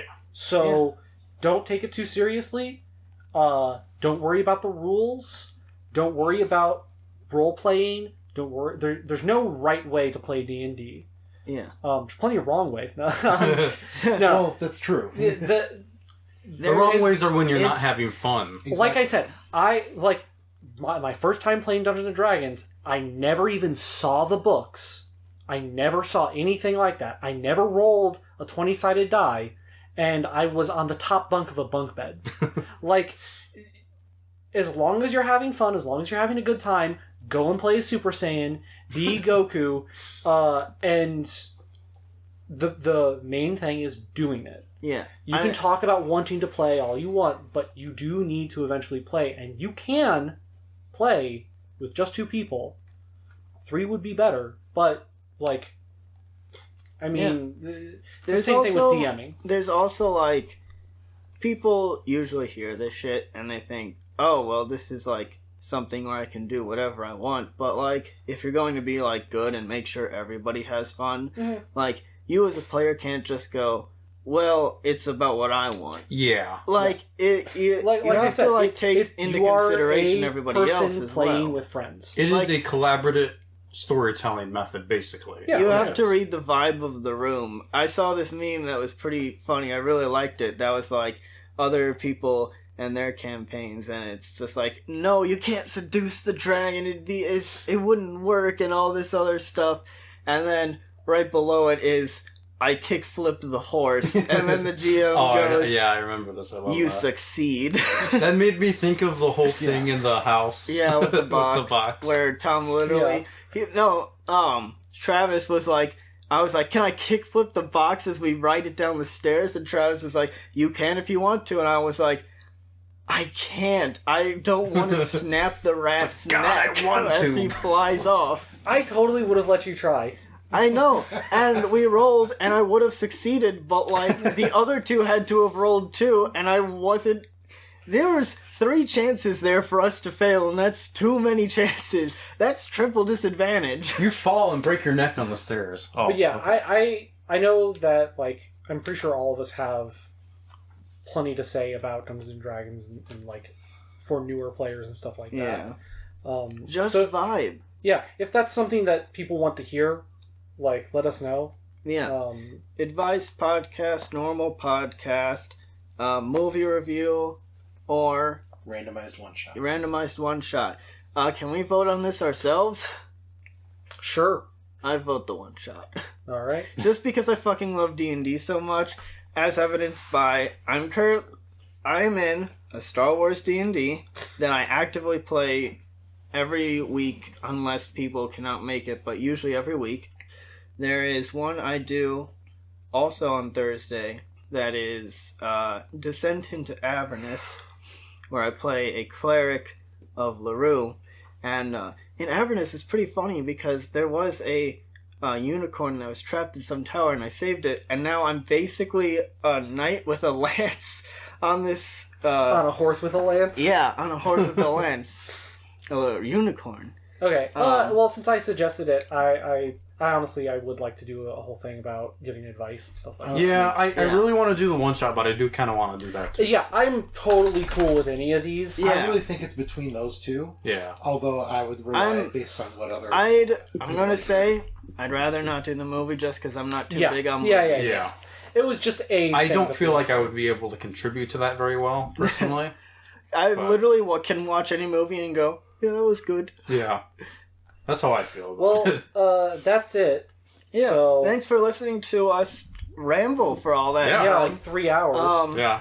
Thanks for listening to about our last fucking fucking game that you know nothing about. Okay, think about it like this. If we do this again, they won't have to hear about it. Yeah. Yeah. And also, if we do a podcast version of the Twins Candy Factory, we won't have to explain fucking anything. We'll just open with, if you haven't listened to this particular episode, go listen to it. Otherwise, nothing will make sense. And it's gonna, like, open with, "Oh, hey, Hath, how are you?" And Hath trying to jump out the window because he knows what these two fuckers are capable of. But he can't. But he Bernie's can't. there. Oh, no. Bernie's... What a fucking twist that would be! Bernie's their secretary now. Wait. Didn't Bernie go and help them? Yeah. Do what they did? know. Yeah. He Copper, did go help them. Copper stayed at the temple and he told Bernie to go with the children. Yeah. So it's gonna be fucking, like, Hath gets in there and the twins are like, "Oh, hey, Hath," and he's like, "I have to get out," but then he turns around and there's the front desk. Who's that? Oh no, it's Bernie in a pencil skirt. And he's got the horn ring glasses. Yeah. So, question. Are you DMing this or am I DMing this? Me. Okay, then could just play as Bernie, as my character. Yeah. Or you could play as Adam. Or I could play as Adam. I think Adam would be better because Bernie works for the children. Yeah, Bernie would have to have insider knowledge. Because we have... Yeah. I was Adam. Wait, what are we doing? The podcast is over. Stop the recording. Okay, goodbye. Bye, everyone.